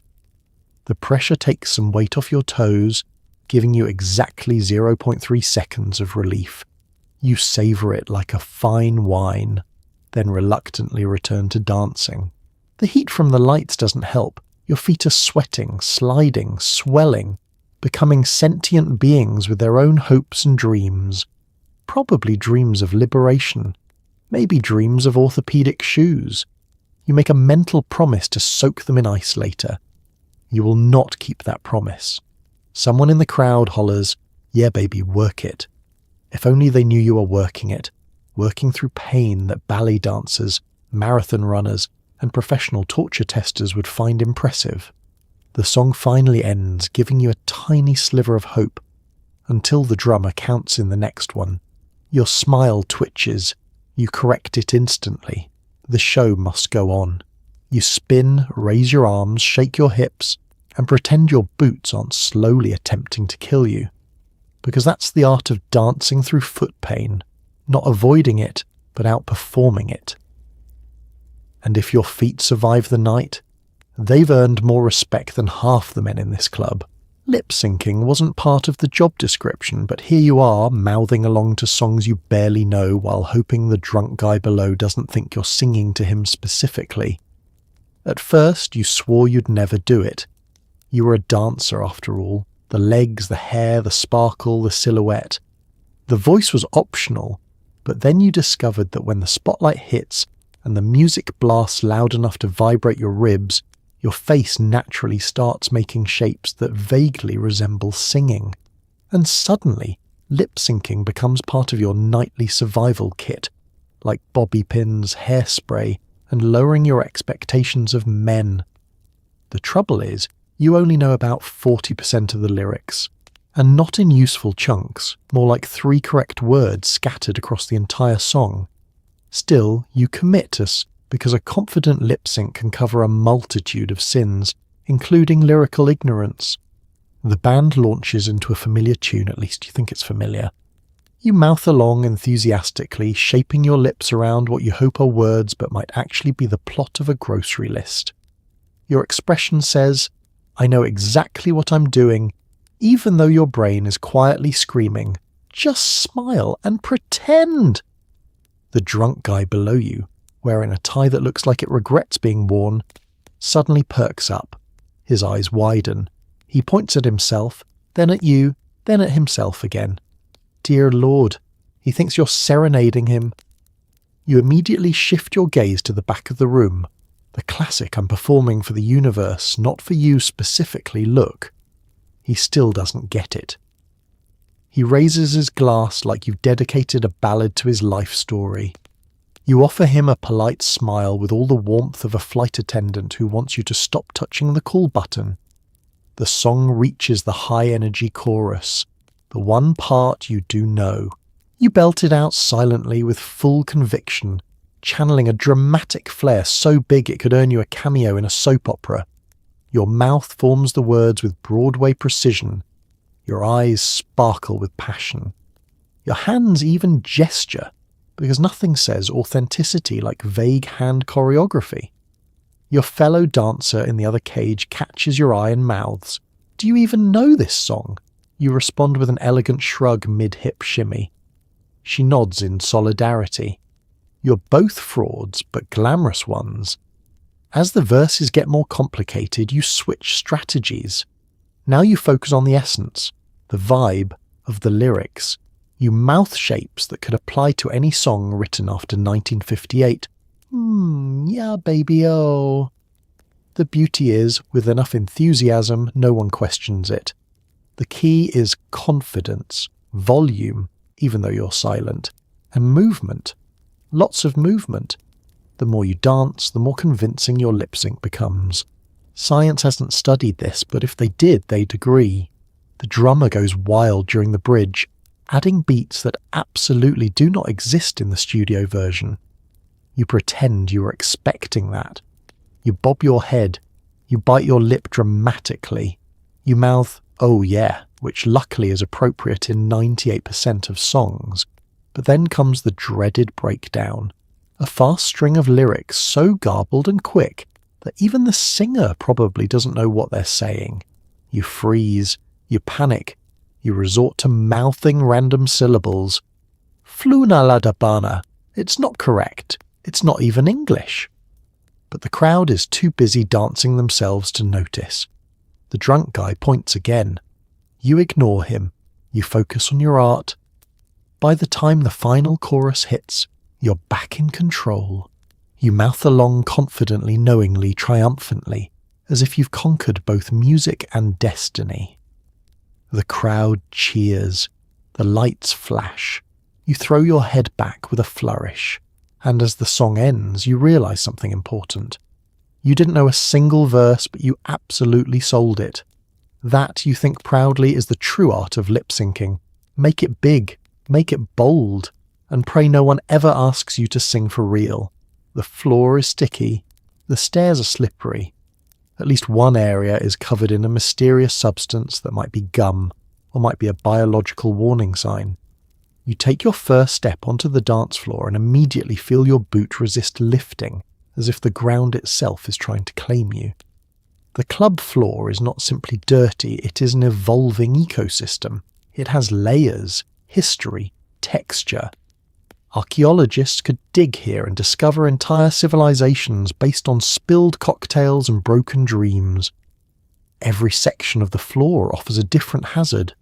The sticky spots latch onto your soles like affectionate toddlers. The slick patches send your feet skating forward in a way that is neither graceful nor intentional. And then there are the areas that glisten suspiciously, shimmering under the stage lights like ominous oil slicks. You step over those. Everyone steps over those. Those are the absolutely not zones. You tell yourself the floor has personality, that maybe it's just expressing itself. But deep down you know the truth. The floor is alive. Not in a literal sense, hopefully, but in the sense that it has moods, it has demands, and it will absolutely sabotage you if it thinks you're getting too confident. You descend the side stairs to return to the dressing room for a quick touch-up, and immediately regret the decision. The stairs are coated in a thin mystery liquid that makes them feel like they were built by someone who hated dancers. You grip the railing tight enough to leave fingerprints, praying you don't slip and land in a way that becomes a cautionary tale for future generations of go-go dancers. You pass the busboy mopping. Well, mopping is a generous term. He moves the mop in small, lazy circles, spreading whatever's already on the floor into new and exciting shapes. He doesn't look at you. He doesn't need to. You both understand that cleanliness here is mostly theoretical. Back upstairs, the crowd has grown. More feet, more spills, more hazards. You try to pick your way across the floor like an explorer mapping dangerous terrain. Your boots lift with soft popping sounds, the way sneakers do after walking across freshly laid tar. Oh good, you think. A new texture. One dancer ahead of you misjudges her footing and experiences the dreaded double hazard. Slippery followed immediately by sticky. She skids, slides, then stops abruptly as the sole of her boot attaches to something that makes a terrifying squelch noise. She keeps going, leaving her shoe behind for a split second before gravity forces it to reattach with a reluctant pop. She doesn't react. This is normal here. This is the environment. You reach your cage and carefully step inside, grateful for the metal platform that, while not exactly sanitary, at least doesn't feel like walking across a biological experiment. The club floor glistens below you under the lights, a mosaic of questionable spills and abandoned napkins. You think you see something move under one of the tables, but you blink and it's gone. Probably imagination. Probably. During your break, you head to the bar for water. A man accidentally drops a drink directly at your feet, sending an explosion of liquid outward. You hop backward instinctively. The spill spreads, newly born, already blending seamlessly with the floor's overall profile. It is adopted into the ecosystem instantly, becoming another patch dancers will avoid for the rest of the night. "Sorry," the man slurs. You smile politely. Your boots, however, silently scream in agony as the sticky cocktail begins colonizing the seams. You return to the cage, avoiding the trouble zones with practiced choreography. Honestly, navigating this floor is half the job. Ballet dancers train on polished wood. Ballroom dancers get elegant stages. You get a hazard course designed by some deranged nightclub gremlin. As you resume dancing, you peer down at the shiny, uneven, semi-sentient floor below you and think, if OSHA ever walked in here, the building would simply disintegrate out of shame. But until that day arrives, you keep on dancing, light on your feet, nimble as a gazelle, and absolutely determined not to touch whatever that wet spot is near table 7. Some customers wave dollar bills, others wave opinions. You master the art of nodding politely while backing away at Olympic speed. Overly enthusiastic patrons are a category all their own. They arrive with the confidence of men who believe they're the main character in every room. They stand below your cage, grinning up at you like you're the answer to a question no one asked. Some are harmless, tossing compliments like confetti. Others require emotional armour. The first one approaches before you've even hit your stride. He's wearing a suit that smells faintly of cigar smoke and ambition, and his tie is crooked in a way that suggests he either rushed here or has never made one correct decision about wardrobe in his life. He waves a dollar bill at you like he's hailing a taxi. You nod, smile, and continue dancing, because acknowledging him too much is dangerous. It gives them hope. He shouts up, "You're amazing," loud enough to drown out the band's trumpet. You respond with a smile that says, "Thank you, please stop." He doesn't stop, they never stop. Another patron leans over from his table, shouting unsolicited advice about your dance moves. More hip, less arm, faster, slower. He gestures wildly, as though he's directing an orchestra. You resist the urge to mime tossing him into a dumpster. Instead, you keep the serene expression of a kindergarten teacher who's been handed a macaroni necklace and told it's art. Then comes the overly friendly type. He approaches the base of your cage holding a drink with too many cherries in it and looks up at you with wide, earnest eyes. "You must get so tired up there," he says, placing a hand on his chest like he's offering emotional support. "If you ever need to talk." You smile politely while sliding one foot back, ready to retreat into the shadows like a startled deer. You don't need to talk. You need him to stop talking. The drunker they are, the more unpredictable they become. One man staggers toward the cage and points at you triumphantly as though he's spotted a celebrity. "I saw you on TV," he slurs, even though that's definitely not true. You decide it's easier to agree. "Yes," you mouth silently. He cheers as if he's just discovered Bigfoot, then immediately forgets you exist when the waitress walks by. Another fan decides he wants to impress you. He rolls up his sleeves and attempts to dance along on the sticky club floor surrounded by spilled drinks, wearing leather shoes that have zero traction.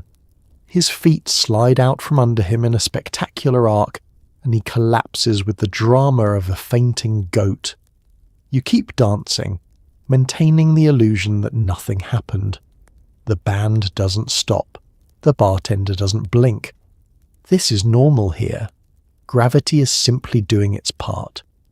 Sometimes the patrons want interaction. They shout questions up at you. "What's your name? Where are you from? Do you come here often?" You pretend you cannot hear them, not because you're rude, but because you learned early on that conversation leads to more conversation, and more conversation leads to someone asking if you want to grab a bite after your shift. Your smile remains dazzling, but your boundaries stay firm. One persistent man tries to hand you his business card, his sweaty, slightly bent, truly unnecessary business card. You take it politely, then let it flutter to the floor the moment he turns around. By morning it will be swept into a dustpan alongside gum wrappers and broken promises. The truly complicated patrons are the enthusiastic clappers, the ones who clap on the wrong beat. They clap once, loudly, startling both you and half the room. Then they clap again, at a pace entirely independent of the music.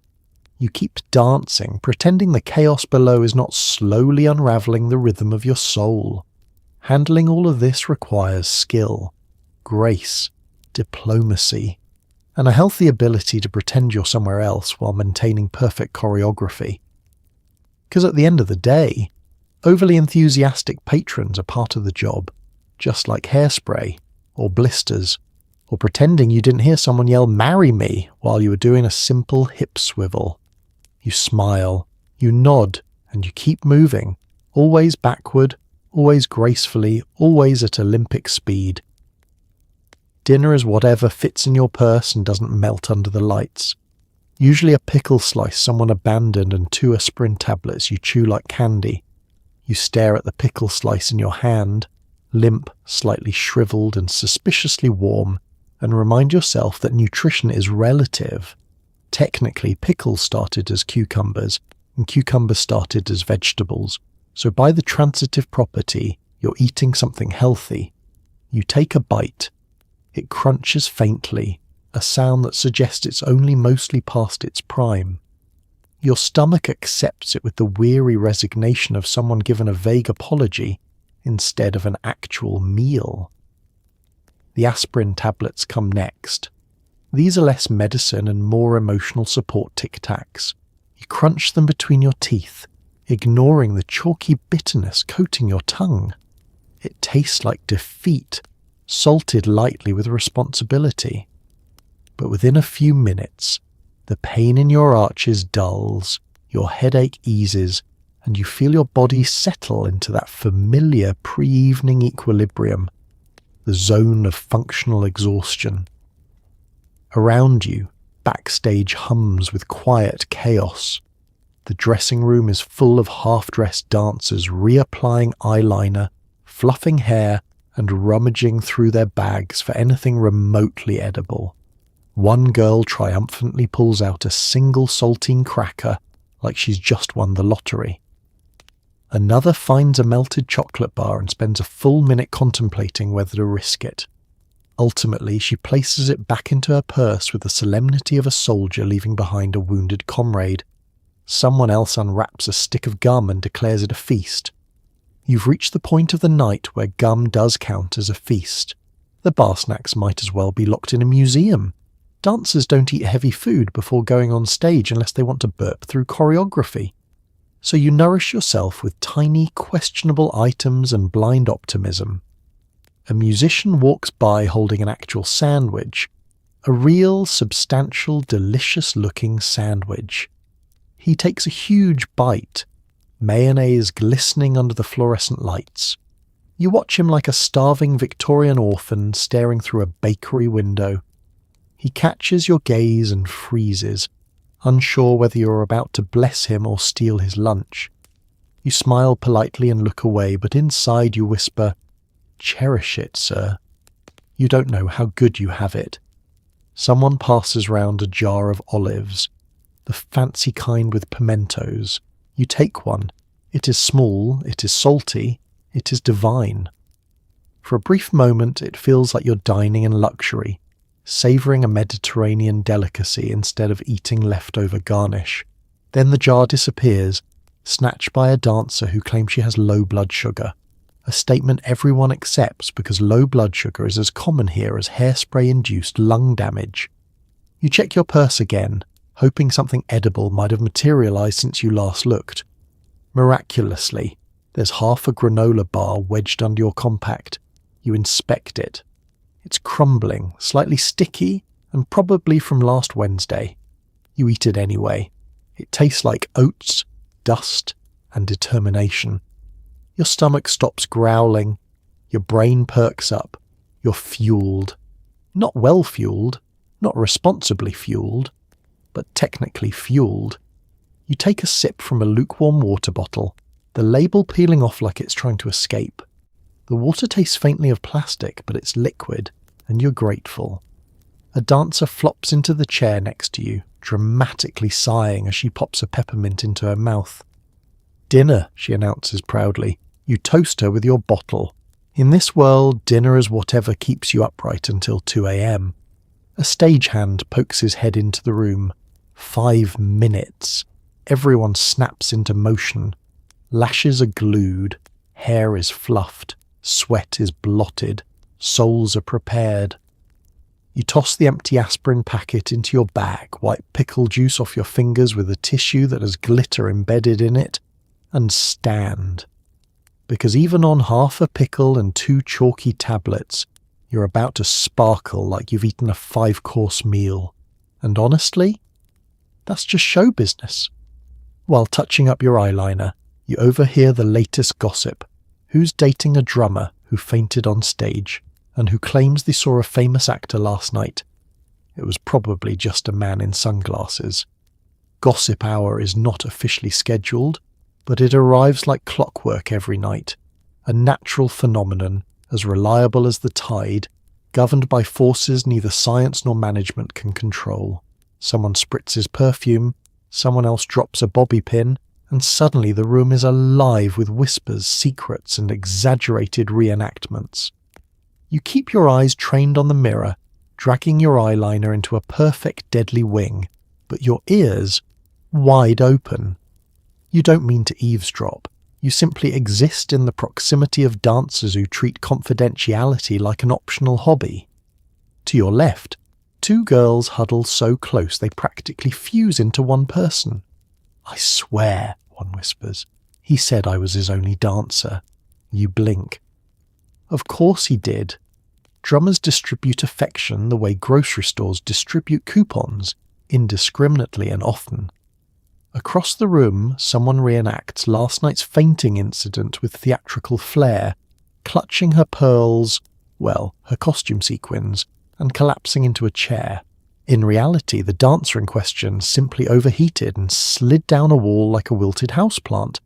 But retellings must always be 40% drama and 60% embellishment. It's tradition. Then there's the celebrity sighting story, already on its 3rd retelling tonight, gaining new details each time. "I'm telling you, it was him," insists a dancer, applying mascara with frantic conviction. "Honey," another replies, "it was a man wearing sunglasses. In the dark." That's not a celebrity, that's a migraine in human form. The room hums with laughter. You finish one eye, lean in for the other, and let the gossip swirl around you. It's comforting in its own strange way. This is where news is born. Not real news, important news, social dynamics, romantic entanglements, reports of someone stealing someone else's hairspray, accidentally, which no one believes.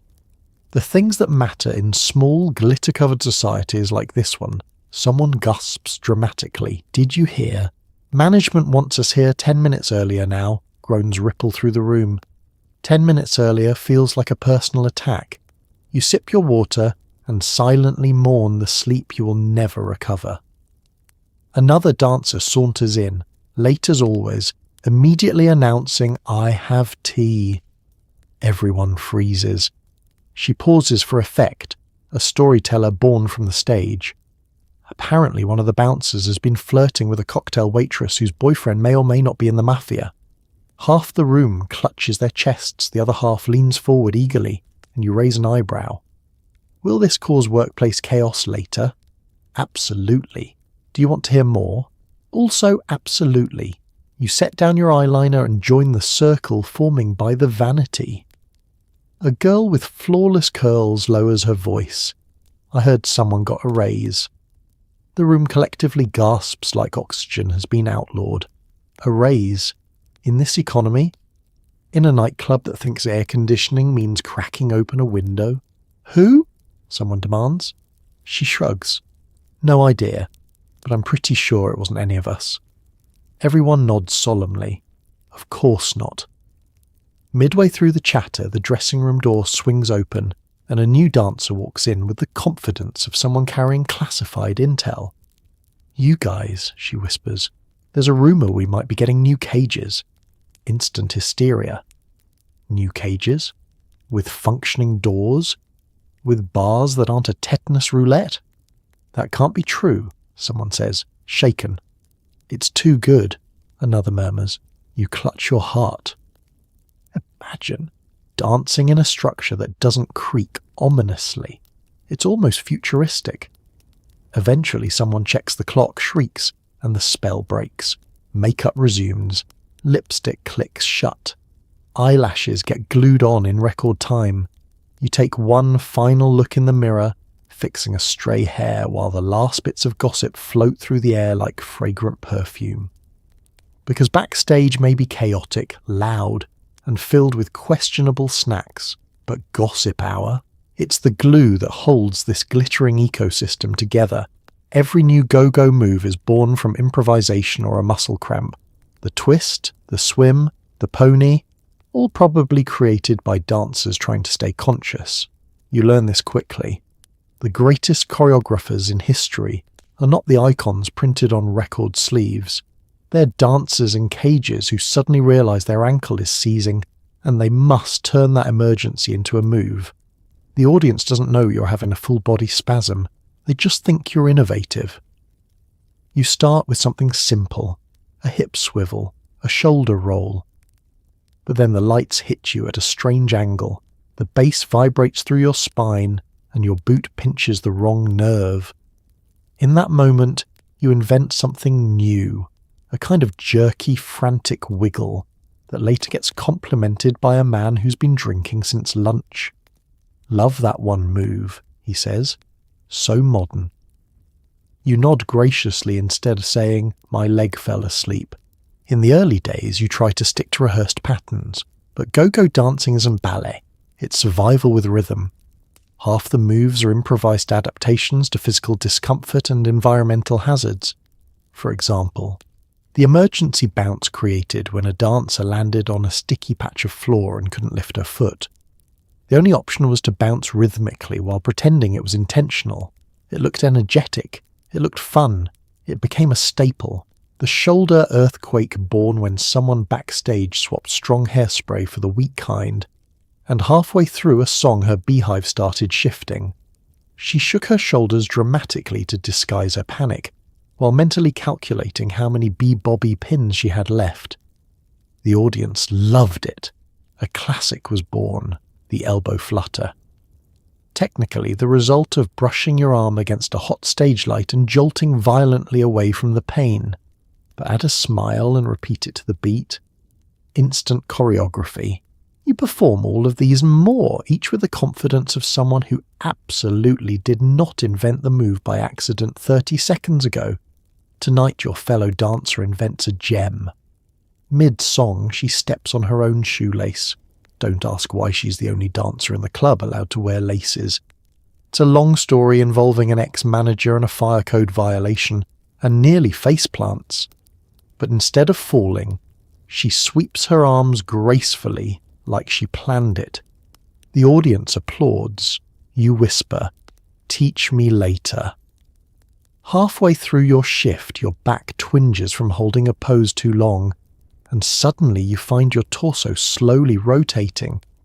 You panic for a moment before remembering, slow rotation is a move. You lean into it, twisting your spine like you're summoning spirits from the 1960s wallpaper. People cheer. Not all innovations are accidental. Some come from practical needs, like giving your arches a rest without stopping the illusion of constant motion.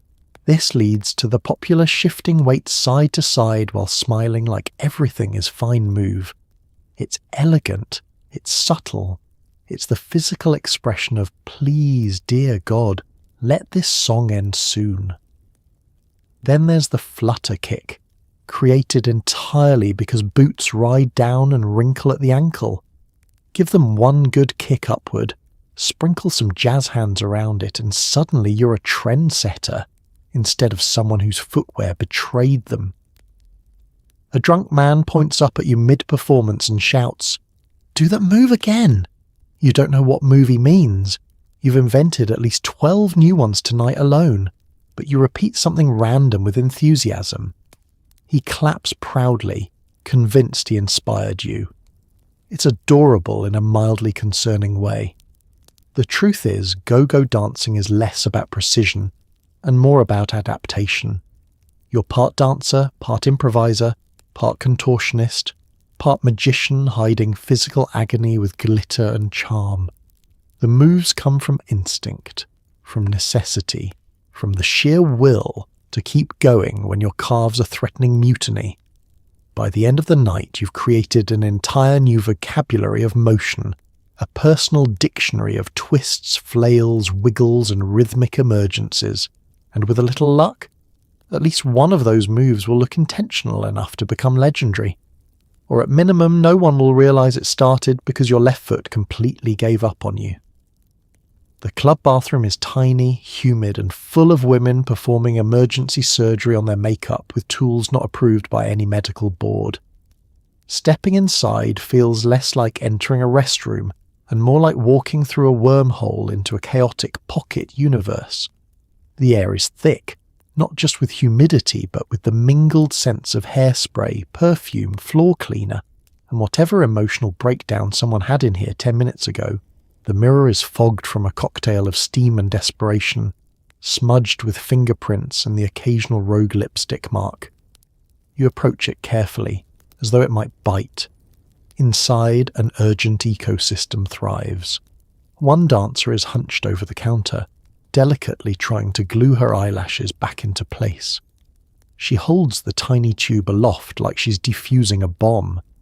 Her lashes are half detached, fluttering slightly every time someone walks past as if waving for help. She whispers, "Please stick," like it's a prayer. You silently send her strength. Another woman stands by the sink, reapplying eyeliner with the intensity of a general planning a siege. She leans so close to the mirror her nose nearly touches it, her wings sharp enough to wound. "I swear," she mutters, "if this smudges one more time, everyone in the bathroom knows that tone. That's the tone of someone who is 3 seconds from committing a felony. Someone else is using a bobby pin to scratch an itch under her beehive, a reckless move that could destabilize her entire hair structure."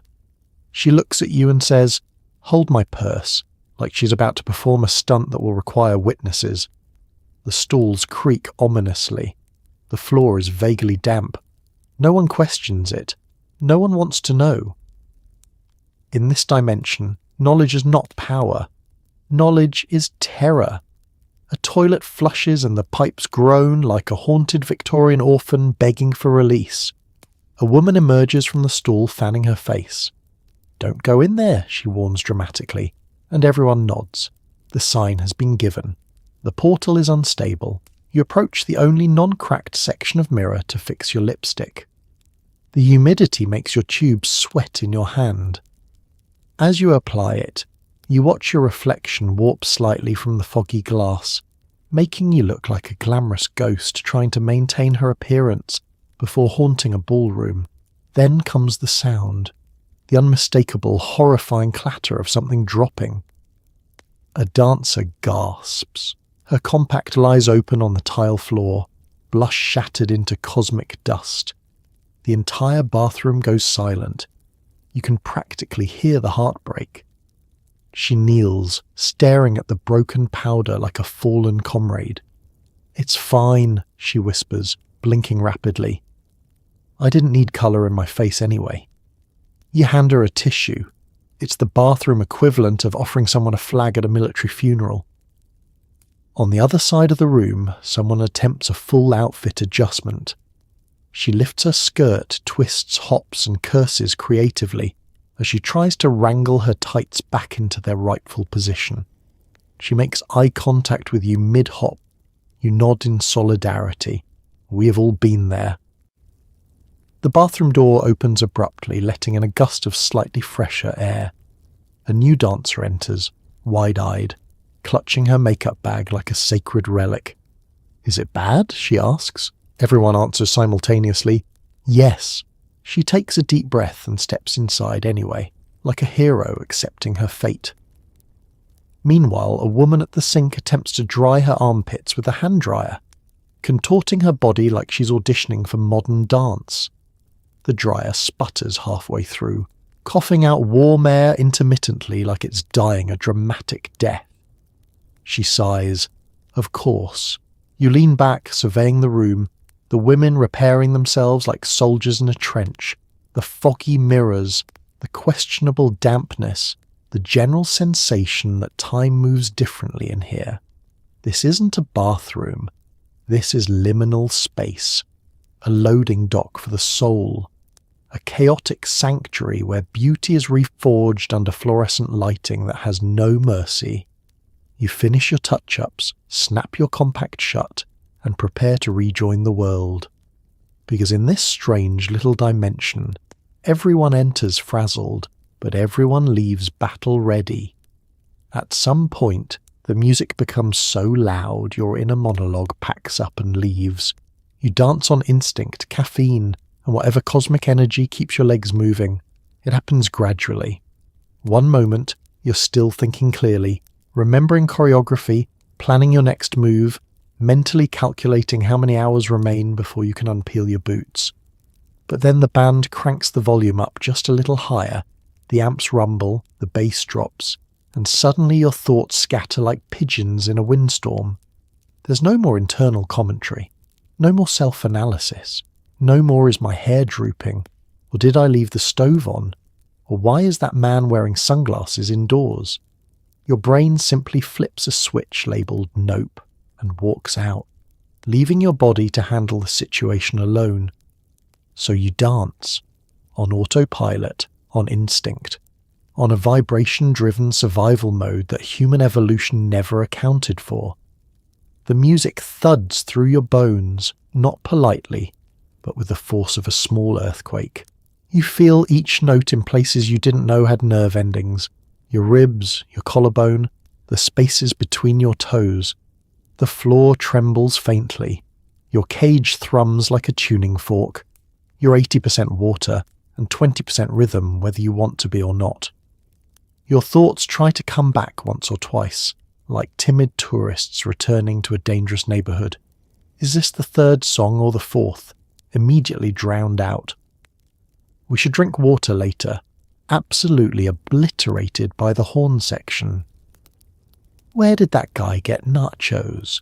Wiped from existence by the drummer's questionable solo. You look out at the crowd. They're lost to the sound too, swaying like a single messy organism, powered entirely by alcohol and questionable decisions. Someone screams, "Yeah!"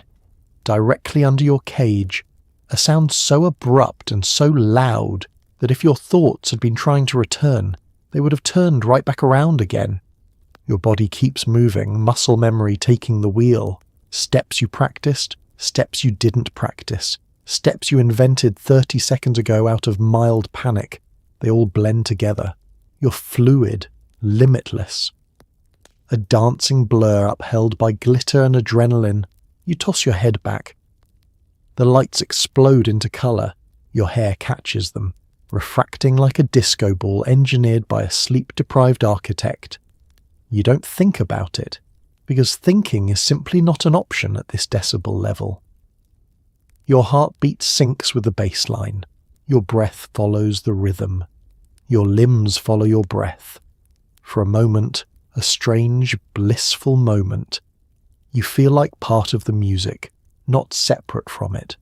A moving ornament, a spark in a noisy universe, a glitter-covered metronome blessed with questionable footwear. Then the band gets even louder. It's so loud now that time itself flattens. You stop measuring the night in minutes and start measuring it in choruses. You feel suspended in a weird dimension where everything is both happening very fast and not happening at all. A liminal, sound-saturated dream. Someone in the crowd drops a drink. The glass shatters silently, or maybe not silently, but drowned completely in the sonic tidal wave. You watch, detached, like you're observing life from behind aquarium glass. You do a spin without realizing you plan to do a spin. Your leg kicks out because your leg decided it was time to kick out. You smile because your mouth decided it was time to smile. Your brain, wherever it is now, would be proud or horrified. Hard to say. And yet there's something calming about it. When the music is louder than your thoughts, there's no anxiety, no overthinking, no worrying about the future, just rhythm and light and movement. The song finally ends. The silence, which isn't real silence but just less sound, hits you like stepping onto land after a rough boat ride. Your thoughts come tumbling back, confused and sweaty, like they sprinted from another city to catch up. But for a few beautiful minutes, you weren't thinking at all. You were just dancing against the noise, with the noise inside the noise, powered by caffeine, cosmic nonsense and sheer go-go determination. It's 1 a.m. Your soul has left your body, but your limbs keep dancing because that's what the tips depend on. You sparkle triumphantly or deliriously. Hard to tell.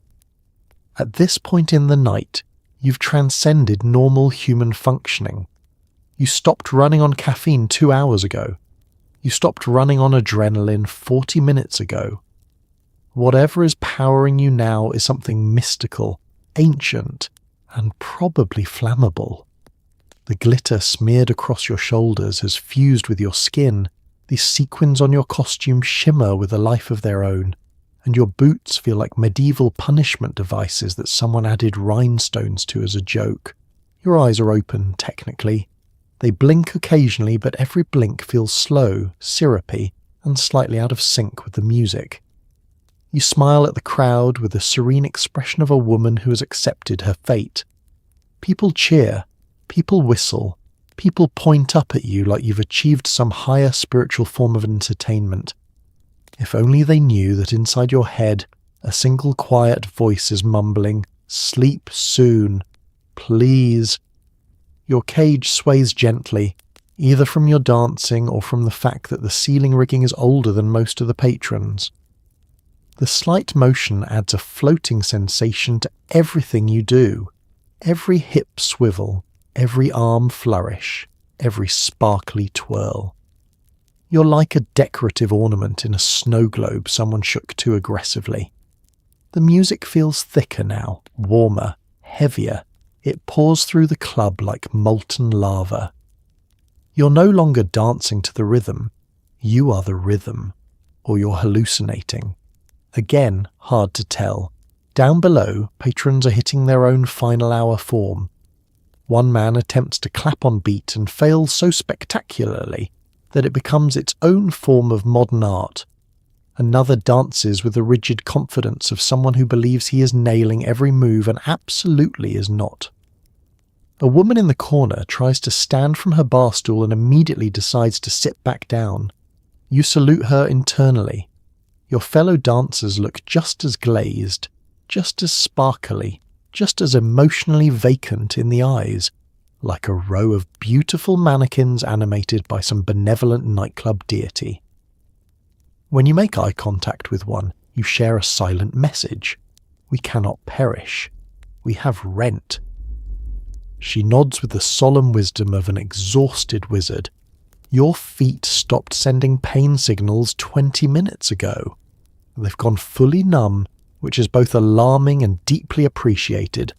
Your archers gave up earlier and filed paperwork to emancipate themselves, but you'll deal with that tomorrow. Everything below the knee feels like it belongs to someone else, someone stronger, someone with a moral support system. Your hair is still holding miraculously, which should be impossible given the amount of sweat involved. Something about industrial-strength hairspray becomes supernatural around this hour. It's like once you pass midnight, it gains additional structural properties, insulation, perhaps, or spiritual fortification. A man below shouts, "You're killing it!" which is hilarious because you truly might be. You flash him a smile anyway, because customer service is eternal. He beams like you've given him a gift. Another song begins, the final stretch, the homeward glide. You ride the beat, leaning into the music like it's the only thing keeping you upright. Your hands glide along the bars of the cage, your movements smooth and hypnotic, partly because of skill, partly because your consciousness is half asleep and your limbs are performing without supervision. You twirl, shimmer, breathe, sparkle. The night folds around you. You feel suspended between exhaustion and euphoria, glitter and delirium, showmanship and survival. Final hour dancing is not glamorous. It's not effortless. It's not even fully voluntary. It's instinct. It's training. It's a stubborn refusal to stop moving until the lights turn on and someone tells you to go home. When the last beat hits, you exhale, not dramatically, but with the soft relief of someone who has witnessed the other side and returned. Glitter carried you through. Glitter and the unshakable knowledge that your bed is waiting somewhere far, far away in the mythical land known as not here. You exit the club smelling like sweat, perfume, and victory. The air feels crisp, almost gentle, like the universe patting you on the back for surviving another night. It hits you instantly, that miraculous, glorious sensation of fresh air, after hours spent in a room thick with hairspray, cigarette smoke, and whatever fumes come off hot stage lights. Stepping outside feels like being reborn. You inhale deeply, savouring the night breeze like it's a luxury something, a rare perfume made of oxygen and freedom. The cool air brushes your face, soothing the places where your makeup, hopes and sanity have begun to crack. Your legs wobble beneath you, not in a dramatic collapsing into the arms of a stranger way, but in the subtle, exhausted shuffle of someone who used their feet far past the recommended warranty guidelines. Your boots thump softly on the pavement, each step sounding like an exhausted exhale. You swear they're sighing, ready to retire, ready to never see another dance floor again. You promise them a day off. You might even mean it. You pull your coat tighter around yourself, though it does nothing to mask the lingering smell of the night. A complicated bouquet of vanilla perfume, stale beer, sweat, glitter residue, and vague panic. People walking by give you curious glances, probably trying to determine if you've just returned from a glamorous party or escaped it. You don't correct them. Let the mystery live. The farther you get from the door, the quieter the world becomes. The music fades into a distant hum. The chatter dissolves, and the neon lights behind you blur into soft, sleepy colours. Your heartbeat slows. Your mind unwinds. You loosen your shoulders, or try to. They're stiff from holding poses in a cage for the better part of 5 hours. You roll them gently and hear something pop. Hopefully a good pop. Streetlights illuminate your path in patches, little golden pools of calm. The sidewalks glisten with the remnants of the night. A discarded matchbook, a lost glove, a single feather boa strand drifting lazily in the breeze like the ghost of someone's fabulous evening. You dodge a puddle whose colour cannot be naturally occurring. You congratulate yourself on your reflexes, especially at this hour. As you walk, you pass late-night stragglers, a couple arguing softly about whose idea it was to go out, a man desperately searching for a taxi, a group of teenagers laughing too loudly at something not funny. They all seem distant to you, like characters in a movie playing in another room. Your thoughts drift. You think of your bed, your pillows, your blessed, mercifully flat mattress.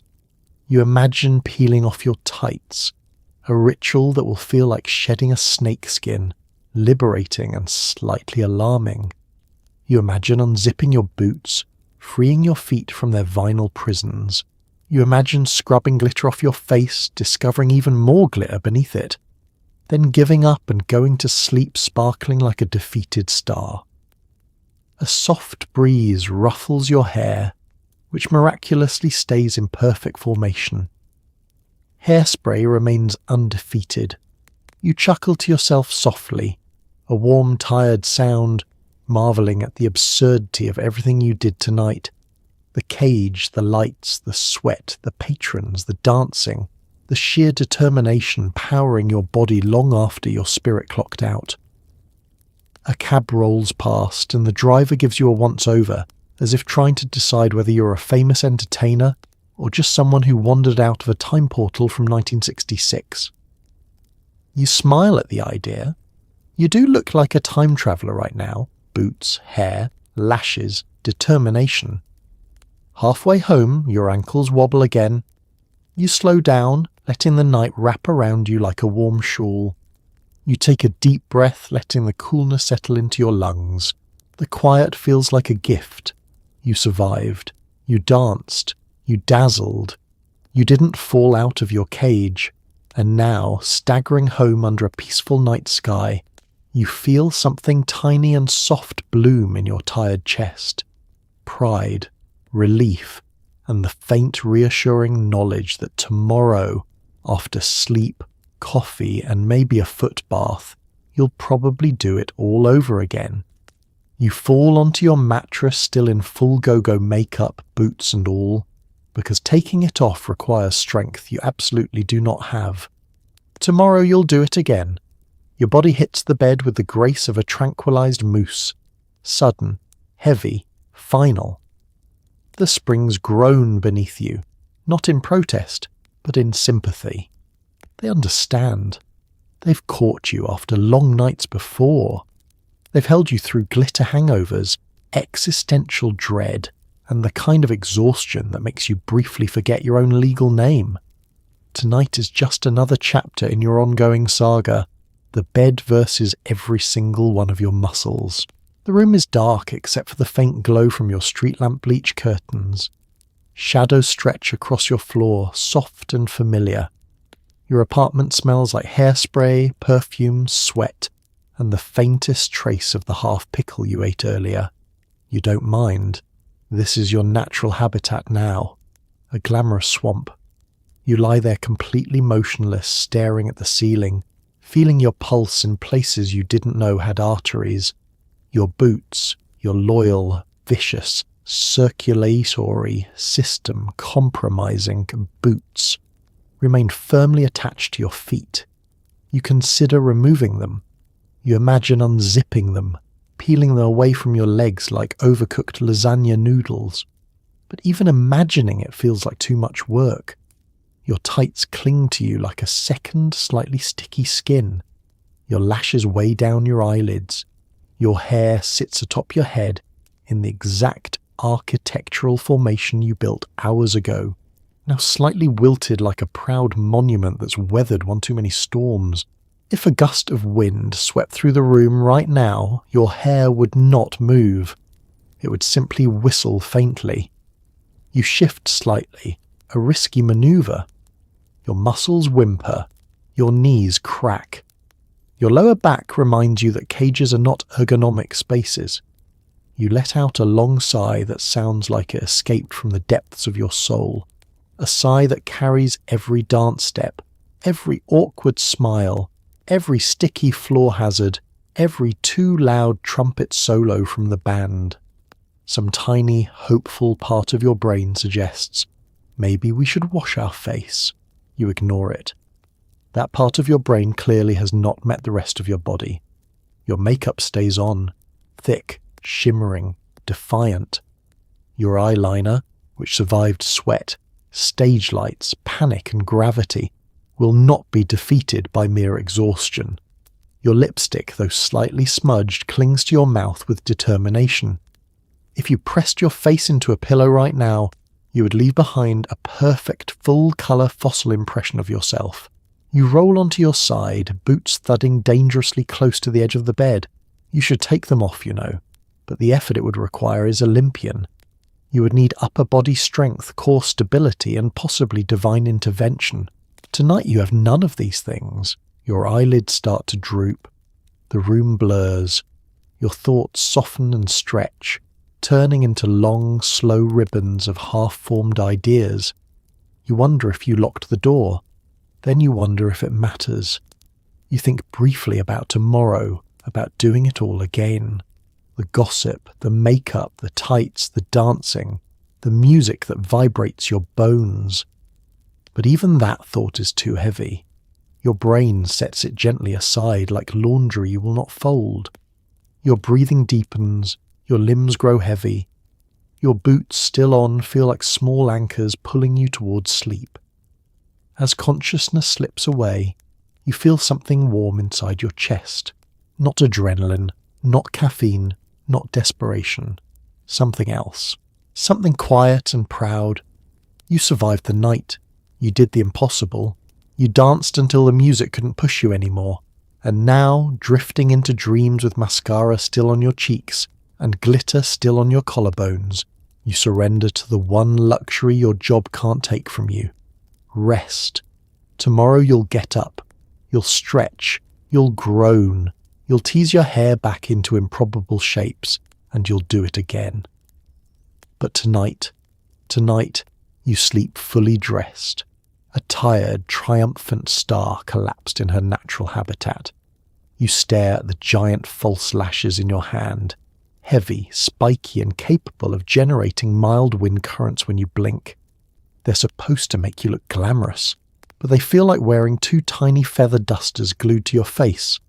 You apply them anyway, because in 1966 beauty standards were essentially, does it look dramatic? Good. Suffer. Your lashes cast shadows so large they practically create their own time zone. Holding them between your fingers, you feel a quiet despair, the kind you only experience when confronting an object specifically engineered to ruin your night. Each lash strip looks like it could double as a miniature broom. If you dropped one on the floor, it could easily be mistaken for some kind of nocturnal creature scuttling across the linoleum. You lift the glue, a substance with the texture of warm tree sap, and the scent of a science experiment gone wrong. Whoever invented lash glue did not intend for humans to use it. Its mission is simple. Stick to everything except the lashes. Your fingers? Yes. Your eyebrows? Absolutely. Your soul? Potentially. But the lashes? Almost never. You dab a tiny droplet along the band, and suddenly the glue has multiplied. It's on your fingertips, on your mirror, on the hem of your costume, on the innocent compact lying nearby. The lashes fold inward like a panicked taco. You pry them open gently, whispering reassurance. Please, not tonight. You lean toward the mirror, the bathroom mirror, of course, because that's where the lighting is worst and the humidity is highest.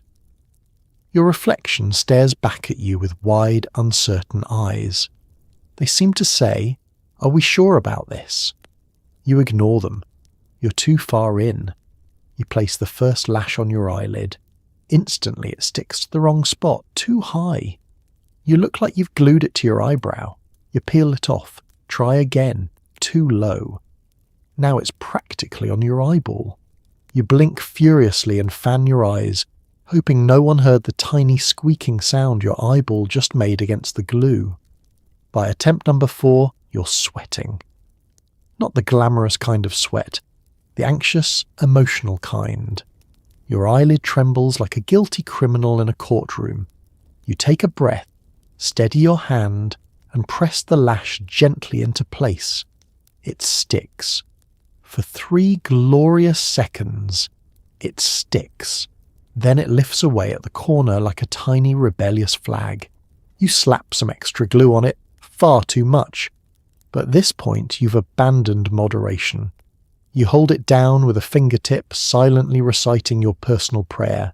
Stay. Please stay. I don't have the emotional bandwidth for this. Finally, miraculously, the lash stays put. You lean back, triumphant. Your left eye now projects enough drama to qualify for its own TV show, but you're only halfway done. The second lash waits patiently, like a smug villain in the third act of a movie. You begin again. Glue, tremble, stick, adjust, curse, fan, hope. Eventually you manage to anchor the second lash. It feels heavier than the first. Combined, the 2 lashes create the sensation of wearing miniature Venetian blinds. When you blink, a breeze ripples faintly through the dressing room. A dancer next to you actually shivers. You look in the mirror. The transformation is undeniable. You have become larger than life. You have become unstoppable. You have become slightly cross-eyed from trying to see past the lashes. You attempt to test blink. The lashes lift dramatically, creating a gust powerful enough to ruffle the ends of your beehive. You laugh, but carefully, because sudden facial movements could break the delicate lash seal. As you gather your things, you reflect on the truth of these lashes. They are not comfortable. They are not practical. They are not designed for human physiology. But they are spectacular. Because in 1966, makeup wasn't about subtlety. It wasn't about comfort. It wasn't even about realism. It was about creating a version of yourself so bold, so exaggerated, so undeniably glamorous that the world had no choice but to stare, even if blinking required upper body strength. Every band has that drummer, the one who insists on adding extra fills that throw off the entire rhythm. As you try to keep time in your cage, he knocks out a rogue drum solo so chaotic you briefly question whether he's possessed. Still, you smile and dance through it, pretending you're not moments away from throwing a boot at him. From your elevated vantage point, you watch him settle behind the drum kit with the swagger of a man who believes wholeheartedly that he alone is responsible for keeping the universe in balance. The rest of the band tunes their instruments. He drums on his thighs. The guitarist tests a chord. He taps the cymbal. The bassist adjusts a knob. He hits the snare twice. The vocalist takes a sip of water. He launches into a miniature rehearsal solo no one asked for, and this is before the music even starts. Your cage gently sways as he spins his sticks with the flamboyant confidence of a magician revealing a rabbit. Except instead of applause, the room absorbs the growing dread of everyone who knows. Tonight, he's in a mood. The actual song begins. The rhythm is straightforward, simple, manageable, but the drummer does not care. He adds an unnecessary flourish before the first verse, a wild double kick run during the second, and a cymbal crash so violent you're surprised the fire department doesn't show up. You cling to the bars smiling sweetly, matching the beat as best you can while internally screaming, "Why are you like this?" You try to maintain your choreography, hips swaying, arms floating, smile serene. But he insists on reshaping the song like it's wet clay. You start moving to the rhythm you thought existed, only for him to spontaneously accelerate, leaving you performing what looks like interpretive dance inspired by mild panic. The audience doesn't know. They assume it's art. Halfway through the set, he makes eye contact with you. Dangerous territory. His pupils dilate with inspiration. You brace yourself, because whenever he feels inspired, you pay the price, and there it is, the dreaded rogue solo. He erupts into a frenzied explosion of sound, pounding the drums like they owe him money. The guitarist looks panicked. The bassist looks resigned. The vocalist looks like she's drafting her resignation letter in her mind. Meanwhile, you're in your cage, bouncing and swaying to a beat that exists only in the drummer's imagination. It's like dancing to a washing machine on the angry spin cycle. At one point, he smacks the cymbal so hard it actually wobbles. The shock wave rattles your cage. Your eyelashes flutter. Your hair vibrates imperceptibly. You don't break character. You can't break character. You smile through it all, a smile that says, everything is fine, even as your soul quietly exits your body and waits by the bar until the noise calms down. The crowd cheers because chaos is entertaining when you're holding a drink. You glance at the other dancer. Her expression is a frozen mask of polite endurance. She mouths, "Help me." You mouth back, "No one can." Finally, mercifully, the band wrangles control of the rhythm again. The guitarist leads them back into the chorus with the desperation of a teacher trying to corral children after a fire drill. The drummer follows reluctantly. You breathe a small sigh of relief. resuming normal choreography with the gratitude of someone escaping a natural disaster. But just as you settle back into the groove, he throws in one more surprise fill, not terrible, but jarring enough to remind you he will never fully behave. It's who he is. It's his brand. The song ends, the crowd roars, you nod graciously, pretending everything went exactly as planned. The drummer stands up, twirls his sticks, and winks at you like he just reinvented jazz. You smile back sweetly, the kind of sweet that could curdle milk, and think, next time he pulls that, I really might throw a boot at him. You glance at your arms under the mirror lights and realise the glitter from last week is still there, embedded like tiny disco fossils. You scrub, you rinse, you exfoliate with something that could sand a table, and still the glitter clings on lovingly. At this point, you're less human and more sparkly cryptid. You sigh and tilt your arm, watching the shimmer catch the light. It twinkles innocently, like it's greeting you. Glitter has no remorse. Glitter has no mercy. Glitter is eternal. You could seal yourself in a cryogenic chamber, thaw out in a distant future where humans live on the moon, and still somewhere between your elbow and your wrist there would be glitter. You run a loofah across your skin again, determined to reclaim your mortal flesh. The loofah squeaks in protest, an actual squeak, as though it's attempting to resign from its position. You rinse, pat, inspect. Nope. Not even a dent in the sparkle population. The glitter remains thriving, prospering, reproducing at an alarming rate.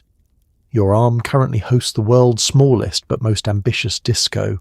You think back to how this all began, that one fateful night when another dancer bumped into you backstage, sending a cloud of glitter flying through the air like weaponized fairy dust.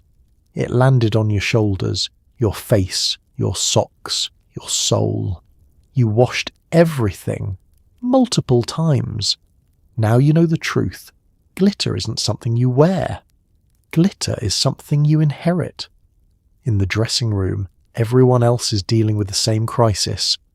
One dancer is using duct tape to remove glitter from her thigh.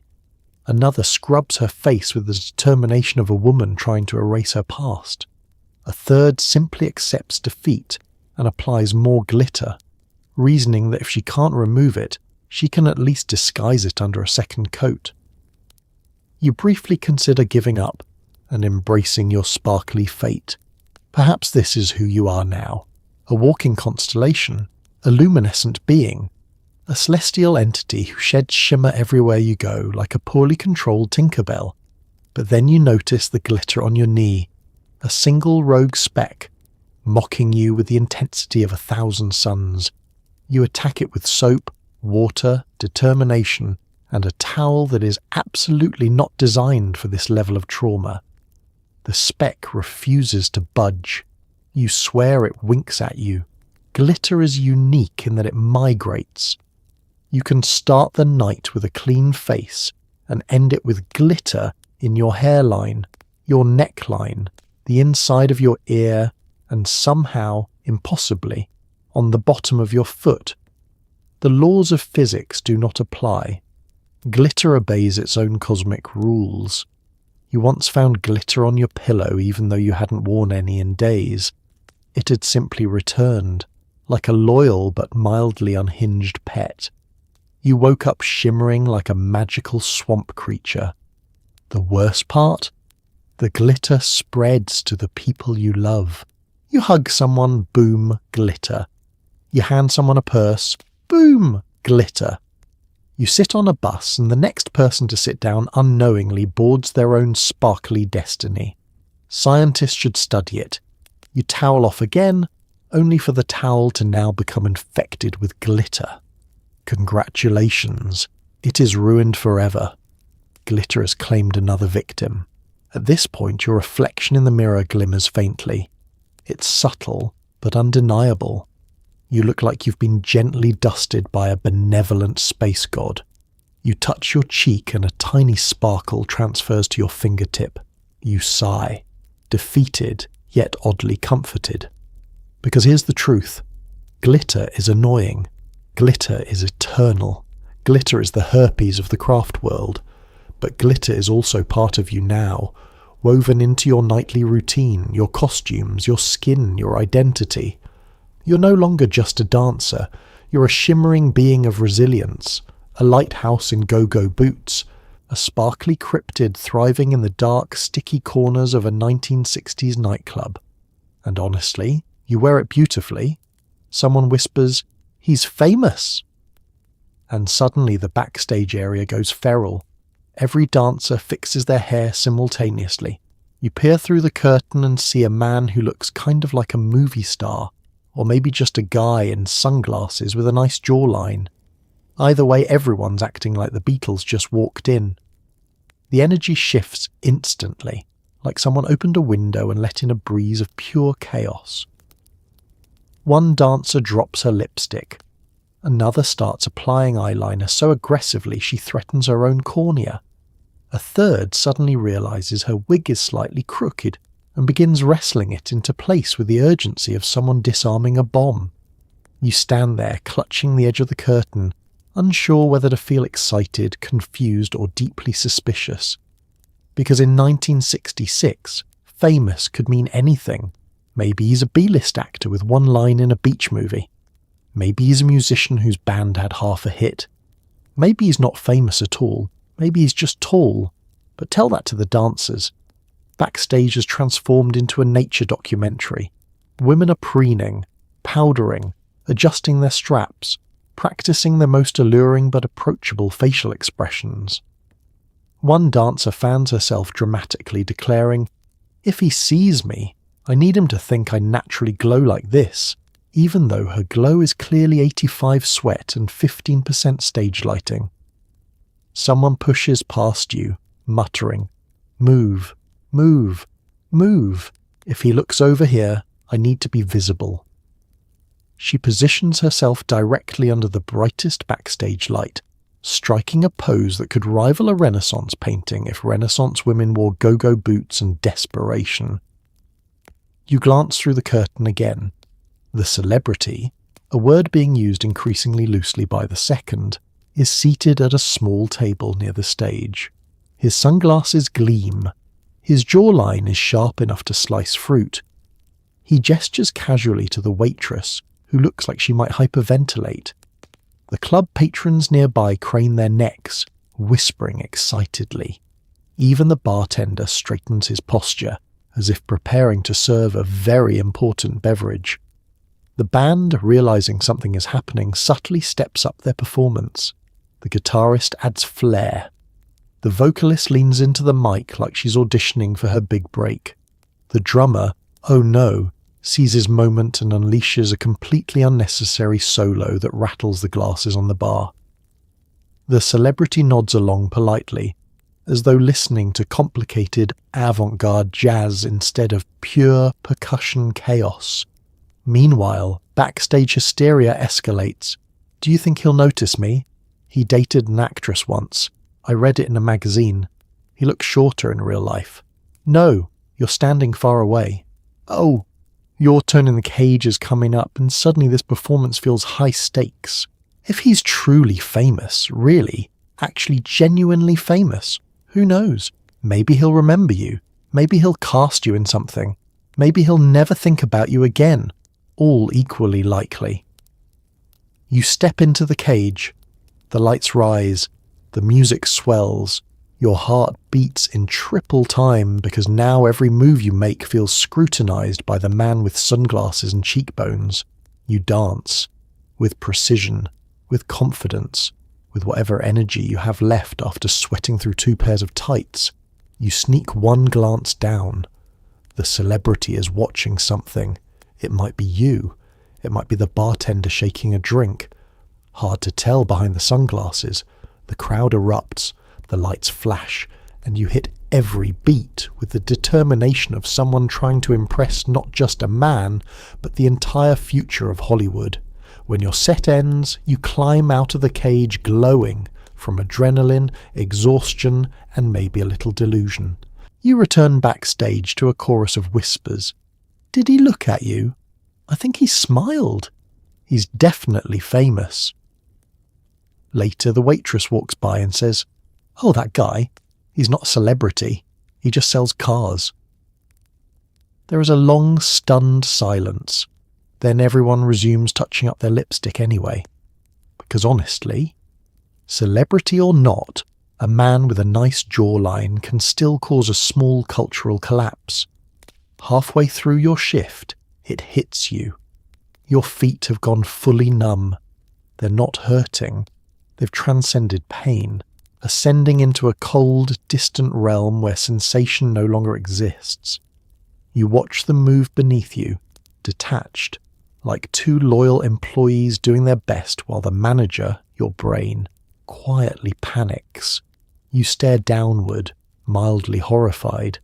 Your feet are still performing perfectly reasonable dance steps, tiny kicks, rhythmic taps, delicate swivels, but none of the signals seem to be coming from you. You're basically a decorative lamp with legs, a festive automaton, a sentient lava lamp in boots. You try to wiggle your toes, nothing, not a twitch, not a whisper. You could drop a bowling ball on your big toe and feel only a vague emotional disturbance. You think, is this normal? The answer, of course, is no, but the real answer, the working dancer answer, is yes, absolutely. Carry on. The music pounds, the lights flare, your cage vibrates, and there your feet are, continuing without supervision, operating on instinct and the lingering memory of what dancing used to feel like hours ago. It's unsettling, but also strangely efficient. You perform a high step and watch your leg rise like it belongs to someone else entirely. Your foot lands with muted confidence. You consider giving it an encouraging nod, like, "Good job down there," but you worry the drunk man watching the show will think you're winking at him again. To test the limits of your numbness, you tap the bars of the cage with your boot. The sound is loud, sharp, metallic, sharp. You feel absolutely nothing. You could be a ghost, a glamorous apparition hovering above the dance floor, tethered to earth only by sequins and stubbornness. Your fellow dancer in the next cage catches your eye and mouths numb. You mouth back, "Gone." She nods respectfully. This is a rite of passage. Below you, the crowd is blissfully unaware. They cheer, they sway.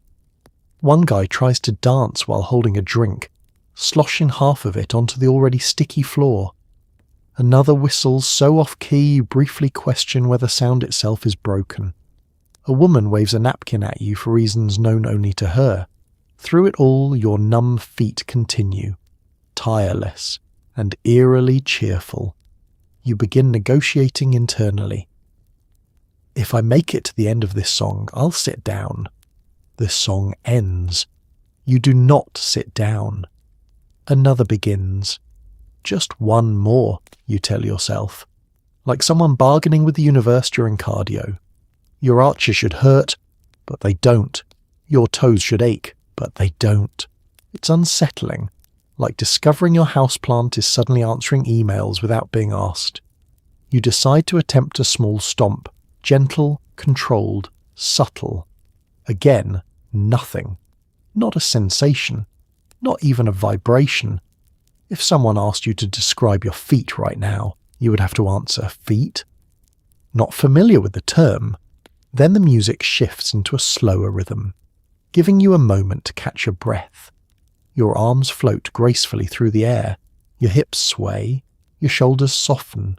Your feet continue their independent performance with cheerful determination. You wonder what will happen when the feeling returns. You picture it arriving all at once, like a tidal wave of sensation that knocks you clean off the stage. You picture yourself collapsing backstage, whispering dramatically, "Tell my boots I loved them." But that's a problem for future you. Present you? Present you is a floating consciousness wearing a sparkly costume. As the song builds again, you surrender to the numbness. You let your body move the way it has learned to, instinctive, rhythmic, automatic. You've become a passenger inside yourself, watching the show from the front row of your own skull. And honestly, if your feet want to clock in and run the last part of the shift without you, you're not going to stop them. They've earned the autonomy. And so, as the music fades, the lights dim, and the club finally exhales after another night of booming bass and burning calves, you step back from the shimmering madness of 1960s go-go life. You've survived the aching feet, the sticky floors, the cage that definitely wasn't up to building code, and more hairspray than any human respiratory system should legally withstand. But look at you, you made it. You danced your heart out under blinding spotlights, mustard eyeliner wings sharp enough to qualify as concealed weapons, and somehow kept smiling even when your boots felt like medieval torture devices with a groovy twist. Tonight, as you settle into your clean, quiet bed, free of glitter storms, drunk patrons, and questionable bathroom lighting, take a moment to honour those dancers who shook their way through an era fueled by music, rebellion, and an unreasonable belief in the power of white vinyl boots. They were tougher than they looked. They were resilient, determined, and wildly creative, turning every stage, no matter how sticky, into something electric. And maybe, just maybe, they teach us something. That even in the chaos, even when the world feels loud and the spotlight feels too bright, you can still find your rhythm. You can still move. You can still shine. So tonight, let your body sink into the covers. Let your breath soften. Let the last traces of imaginary glitter drift away. Because history may be absurd and exhausting, but it's also proof that people keep going, even in loud clubs, even in painful shoes, even when they're running entirely on caffeine and chaos. And now, as sleep starts pulling you gently under rest easy, you've danced enough for one lifetime.